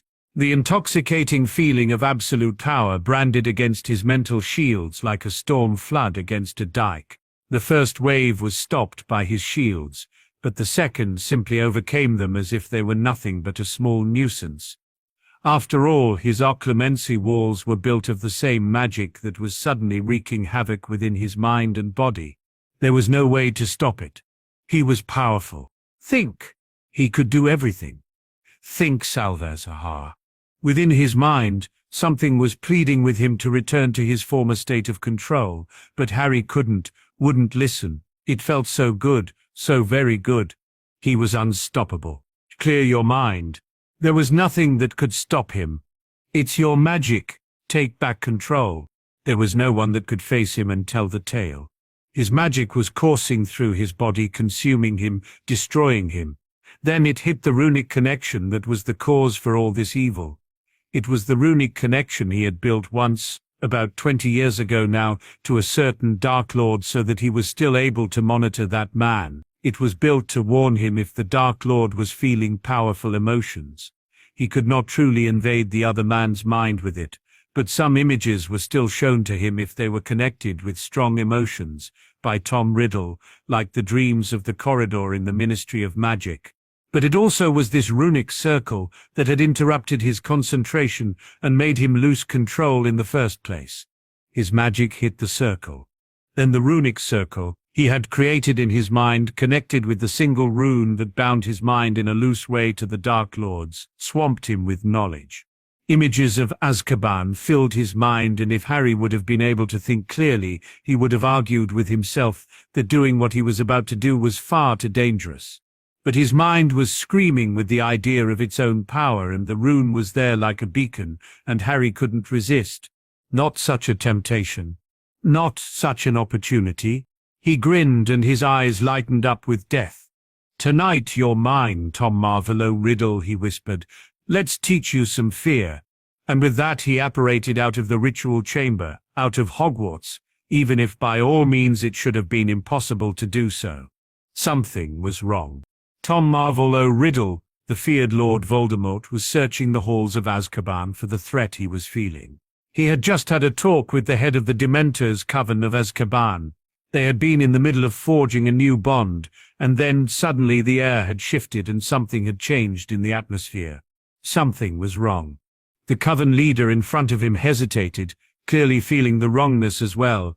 But even with the feeling of wrongness warning him, Voldemort wasn't prepared for what would happen next. Fire. Red and golden fire suddenly lit the stone walls. There were no torches that were lit, no candles. It was the stone itself that suddenly started burning with fire. And then the unearthly cry of a phoenix filled the air. A moment later, Voldemort heard the yelling of some of his Death Eaters. Then silence. Utter and absolute silence. The Dementors hesitated and started to gather behind their leader. The leader instead turned around to face Voldemort, and its unearthly voice, not more than a deadly whisper, filled the air. "You dared to come here, promising us the freedom to feed and to breed, while all the while working with one of those." Fury could be heard in that whispering voice, fury and fear. "One of what?" Voldemort asked coolly. "One of the half-breeds? One of those deadly bastards?" the leader hissed. The answer was a laugh. But the laugh wasn't coming from Voldemort, but from a boy that vaguely looked like Potter. Just that the boy in front of him had shoulder-long hair and an unearthly green shine around him. The boy's eyes were lightened up with a living Avada Kedavra, and the boy's body somehow seemed a little bit see-through, and he was clearly pulsing with magical power. "I'm not with him, leader of the Coven," the boy said while smiling the grin of a born predator. "But you are right with one thing. I came because of him." The Coven leader shrunk back. "Return to where you come from, child of our blood. Return. We don't want you here," the Dementor whispered. The boy just crooked his head. "Return? Why?" he asked, interested. "After all, you were the one who was about to break the contract. So why do you try to get me to leave now after you put yourself in my merciful hands just moments ago?" The answer was a wordless hiss from the Dementor. "Your hands are anything but merciful, child of our soul," it returned finally bitterly. The boy just raised an eyebrow. "I let you and your coven live all those years ago," he said. "Don't you think that that was an act of mercy, considering that you invaded my land with the wish to conquer?" The Dementor shuddered. "Whoever your parents were, child, they were clearly insane," it hissed. "Or how else can you explain that your Dementor parent mated with a phoenix?" The answer was another laugh, and Voldemort somehow felt a little bit left out at that, and Dark Lords definitely didn't like to feel left out. He turned to the ghostly boy, ready to frighten the child, but Bellatrix Lestrange was faster. With a furious hiss, she stormed at the boy and tried to tackle him. She did not even reach him. She bounced back from the wall and came to rest on the floor between Voldemort and the boy in front of him. The unearthly green shine that surrounded the boy flung out and touched her mid-air before she could even try to shield herself from it. For a moment she lightened up in a green that was nearly as bright as the Avada Kedavra. Then she was thrown through the air. With a deep thunk she collided with one of the stone walls of the prison. The boy's eyes were trained on her. Then he looked up in Voldemort's eyes and raised one eyebrow. Voldemort stood in front of the boy. His eyes swept to Bella, who was lying like dead on the ground right between them. He looked up at the boy. Cold death green eyes met his red ones. "Afraid, Tom?" the boy asked. cocking his head and studying him.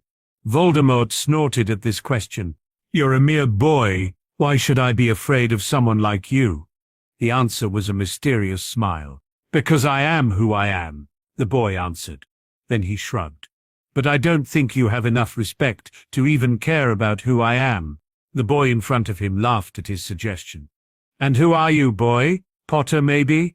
Voldemort did not know what to think about the boy in front of him, but even with the unearthly shine around him, the boy seemed far too young to be any kind of danger to a Dark Lord. "Potter?" the brat repeated. "No, I'm not a Potter, Tom. I'm far too fond of being a healer to ever think of training as a Potter." Voldemort growled. "Harry Potter," he elaborated. He was quite sure that the boy had misunderstood him deliberately, and he definitely wasn't amused by that fact. The answer was a laugh. "Harry Potter?" he repeated. "So you're still after a mere babe just because you were beaten by it one time?" Lucio, Voldemort thought that this was the best way to get the boy to stop mocking him. The boy did not even bother to dodge. The boy looked at his hands in interest. "Seems as if I'm fading," the brat said with interest in its voice. "Never thought that something like that would be the effect of this ritual gone wrong." The curse hit him head-on, and fried the Death Eater behind him when it did not strike the body of the child, but went through it as if it was a ghost. Voldemort narrowed his eyes. Then the boy looked up again, his green eyes meeting Voldemort's red. "Harry Potter should be your last concern," the brat dared to say. "He's not a danger to you in any way or form." "And you are?" Voldemort hissed. "If you cross my plans, I'll vanquish you," he answered the Dark Lord in soft, hypnotic hisses. "Don't worry, you'll cross me eventually." The boy laughed at that. Then the boy's magic sparked in an odd way, as if it was fighting the boy's body itself. The boy looked at his hands again. "Seems as if my consciousness is fighting my control over his body. Damn Healer's Oath," he said, grinning. "If it weren't, power would have been the only thing I would have carved now." Then he grinned at Voldemort. "But then power is the thing you carve. Maybe I should at least steal a little bit from you before I come back to my mind." Voldemort opened the mouth to utter another curse, but he was too late. He could just watch when his plan for Azkaban crumpled and the boy vanished in a bout of flames. In the next moment the dark mark lightened up the sky, and Voldemort's plans of a silent rescue of his followers was reduced to ashes. If he ever found out who cast the mark, they would be punished severely. The day after Halloween, and also the day after the raid in Azkaban, Albus Dumbledore was standing in front of the Wizengamot. "Do you still believe that he isn't back?" he asked the other lords and ladies of the Wizengamot heatedly. "Yesterday night 20 Aurors perished in Azkaban, and the dark mark was cast in the sky above the castle. So you're telling us that you know who has to be back, just because the dark mark was cast?" Fudge said, sneering. He had better things to do than to listen to Albus Dumbledore's senile ramblings. He had been just about to get information on Oliver Twist from Xenophilius Lovegood. Of course, the man had refused to cooperate even with the threat of an Auror right next to him, but Cornelius was sure that the man would carve in soon. The ministry had the better connections after all, and even with the retainers Xenophilius Lovegood had hired, there was no way for Cornelius to lose. And now, instead of working on the real threat, he was sitting in the Wizengamot meeting, listening to an old man's ramblings. "He is back, and he has freed his loyal ones from Azkaban.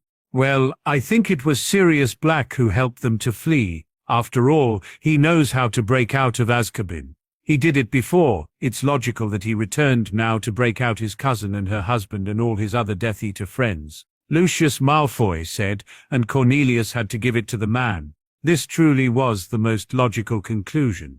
And it seemed that the other members of the Wizengamot mostly thought that as well, because he could see them nodding and murmuring, just a few loyal followers of Dumbledore like the Longbottom matriarch, and some paranoid ones like Alastor Moody looked as if they didn't want to believe the words of Lucius Malfoy. "And I also think that that's the end of those rumors that Black might be innocent," Cornelius Fudge added, and looked at Amelia Bones. Said woman returned his gaze with icy eyes. "I fear that that's where you're wrong, Minister," she said, and stood up. "Because Sirius Black is what I am here for today." Cornelius's eyes narrowed. "What are you talking about, Amelia?" he asked. The answer was a grim smile. "You asked me to look into the case of Sirius Black, Minister," she said. "I am here today to present my findings." Again there were murmurs all around the room. Albus Dumbledore frowned. It seemed like the old man hadn't heard about Cornelius's inquiry beforehand like he normally did. The next minutes were downright shattering for Cornelius. Amelia had been thorough. She had evidence, she had memories, and she had an oath from Sirius Black that everything he sent her was true. The oath had been signed in blood and was because of that as binding as every other unbreakable vow. In the end, Amelia Bones's verdict was clear.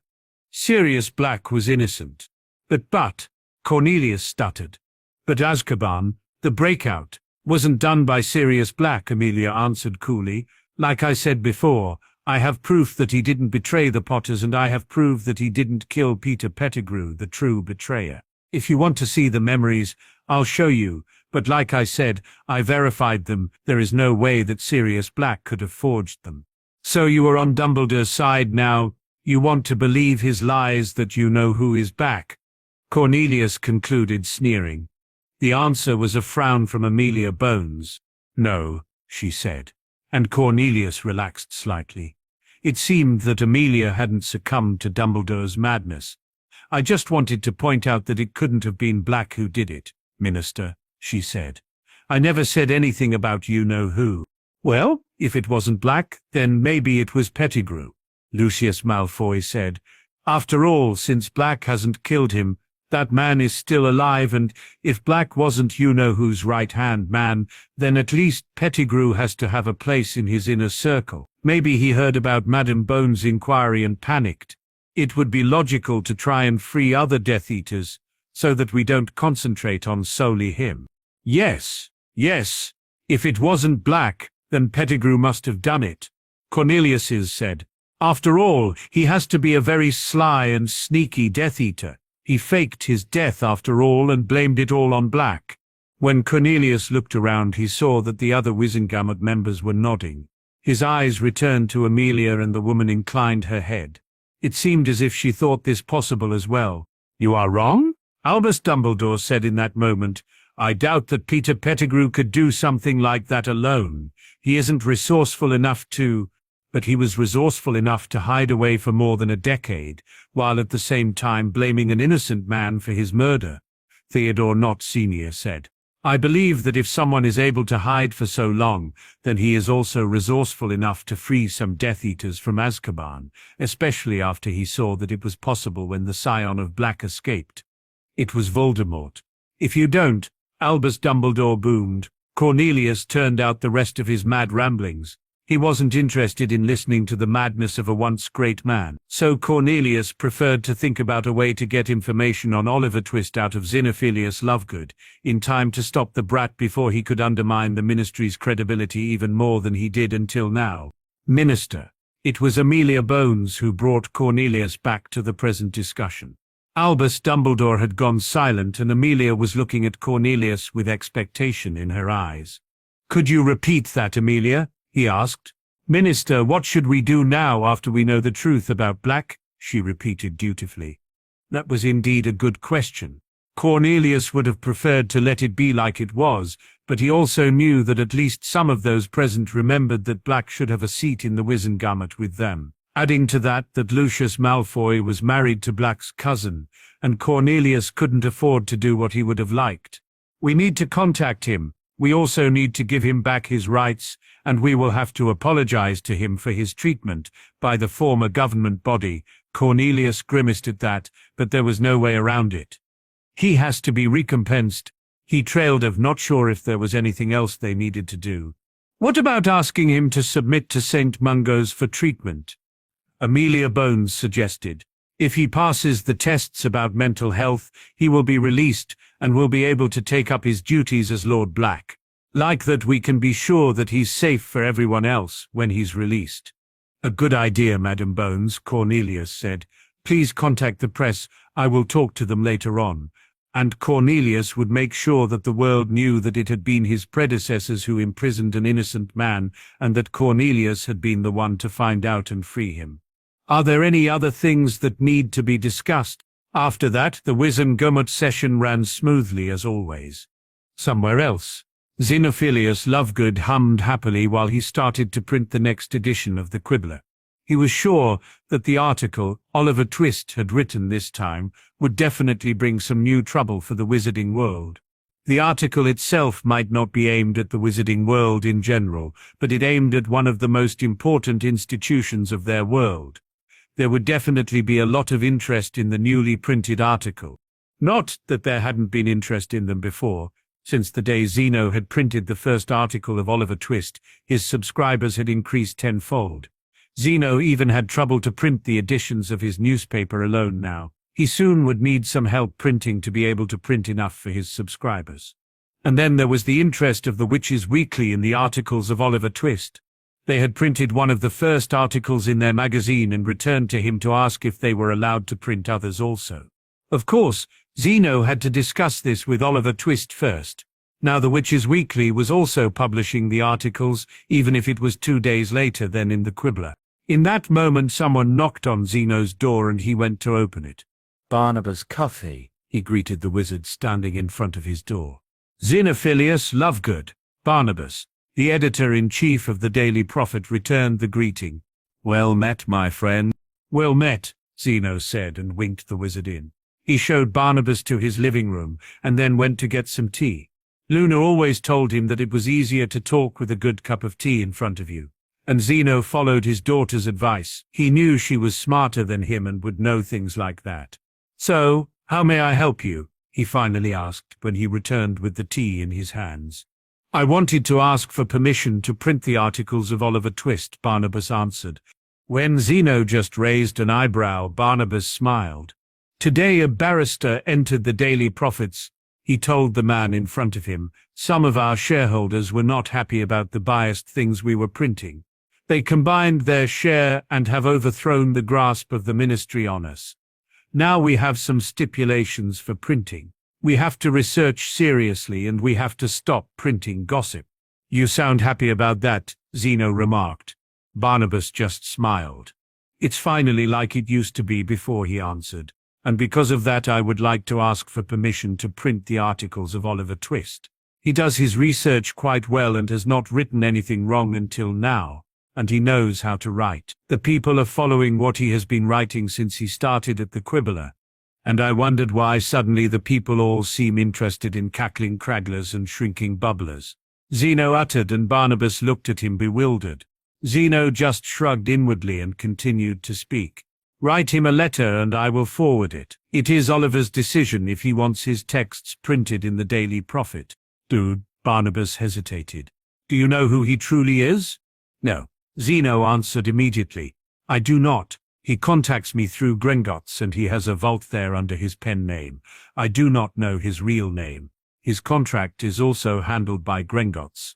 If he truly starts writing for you, he will ask you to do the same. Like that, no one is able to get information about him through me or those he is also working with." "Clever," Barnabas commented. "The ministry will have a hard time to trace him." "They will, when they start searching, that is." "They will," Barnabas answered. "He might aim at Hogwarts for now, but I am sure that his sharp tongue will not stop by the minister and his goons." "Definitely not." The time Zeno smiled grimly. "And I am just waiting for the day he is finally turning his eyes to the ministry." Barnabas was not shocked when he heard the nice Zeno Lovegood declare he was waiting for the deconstruction of the ministry. Everyone that knew Zeno's history knew that he was at odds with the ministry since the day he left them for good. Before that, Zeno Lovegood had held a respected position in the ministry. "I do not think you have to wait much longer," Barnabas said. Zeno just smiled. "I know," he answered. "I know, my friend." And with that he took his cup of tea to drink. Barnabas just smiled and did the same. There was some time left until he had to return to work. Just now he had his lunch break, so why not harbor it at the home of an old friend, a man he knew from his time at school. After all, there was a letter to write and some serious news to print afterwards. Later that day, another meeting was held, a meeting that was 1 out of 6. Some of them already concluded, some of them still waiting for the final verdict. The room was barely lit and dark shadows chased the light of the candles along the walls. At one side was an ornamented oak desk with an overstuffed black armchair behind it. On the wall above the chair, a crest was embodied into the stones. The crest showed a silver serpent wrapped around a white lily on a light green grounding. A tall, blonde and blue-eyed man stood in front of the desk, his forehead wet with sweat. His eyes were fixed on the crest that was barely visible in the shadowy room. "You know the protocol," another voice said. The voice belonged to a young man with traditionally braided hair and green, open robes. A silver basilisk was stitched on the black tunic beneath his robes. "It's your decision, but you have to make it now." The sweating man gulped nervously. "The crest," he said, hesitatingly. It's not a joke, is it?" "You know the answer to that question," the boy replied, and his deathly green eyes fixated the other man with a cold stare. "Yes or no, Lord Adrian Greengrass?" The answer was a scoff. "You're asking me if I decide to join your grand family." "The grand family? Shouldn't it be obvious that I wouldn't say no even if I would have to work together with Albus Dumbledore himself?" The blonde man snorted. "I need a clear answer, Lord Greengrass," the young man admonished the older one softly. "Yes or no?" "Yes! Yes, of course! Even if I tell you that it's the Weasleys and the Longbottoms you will to have to work with. Like I said, I even would work with Dumbledore to be able to pin my name to this crest." "No need for that.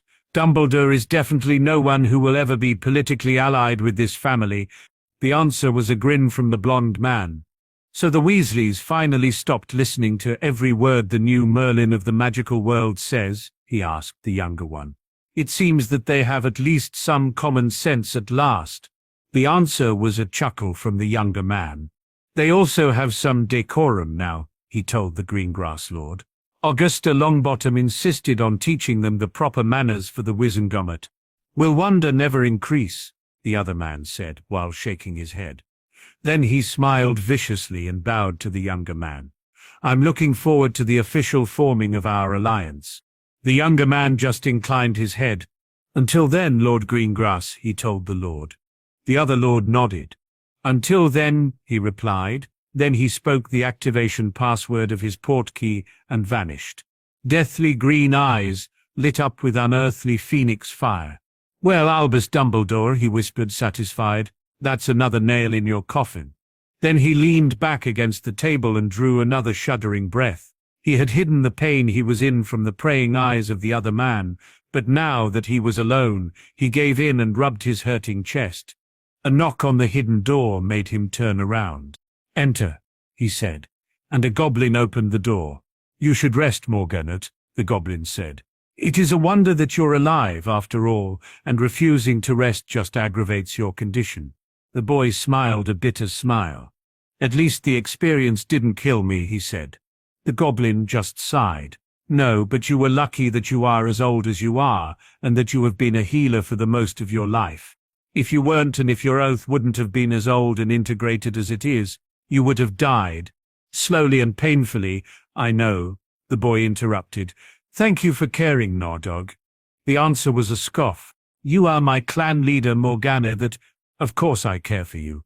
And now, go to bed. Rest. I don't want to see you up and about for at least another 24 hours. "Of course, Mother."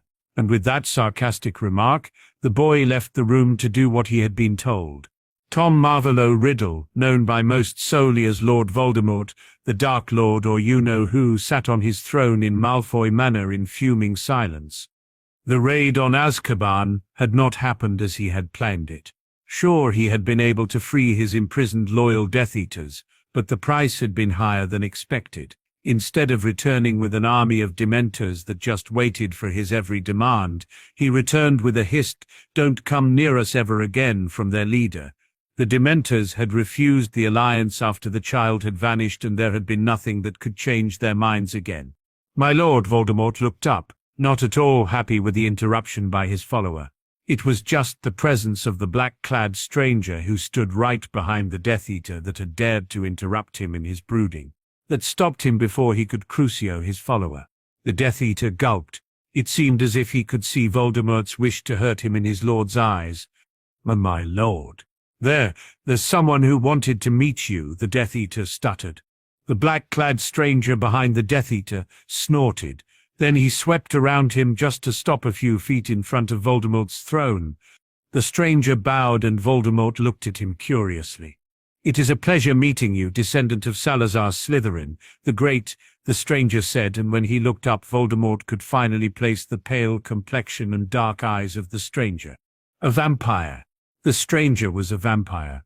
"The pleasure is mine," Voldemort said coolly. He knew how to act to get new followers, and being rude definitely wouldn't help him with a vampire who was obviously trained to act like a lord. The answer was the shadow of a smile on the vampire's face. "I am Anastasius Sanguini," it said. "I am here to renew the bond between my clan and the Lord of Slytherin." Maybe this day wasn't as bad as Voldemort had thought previously.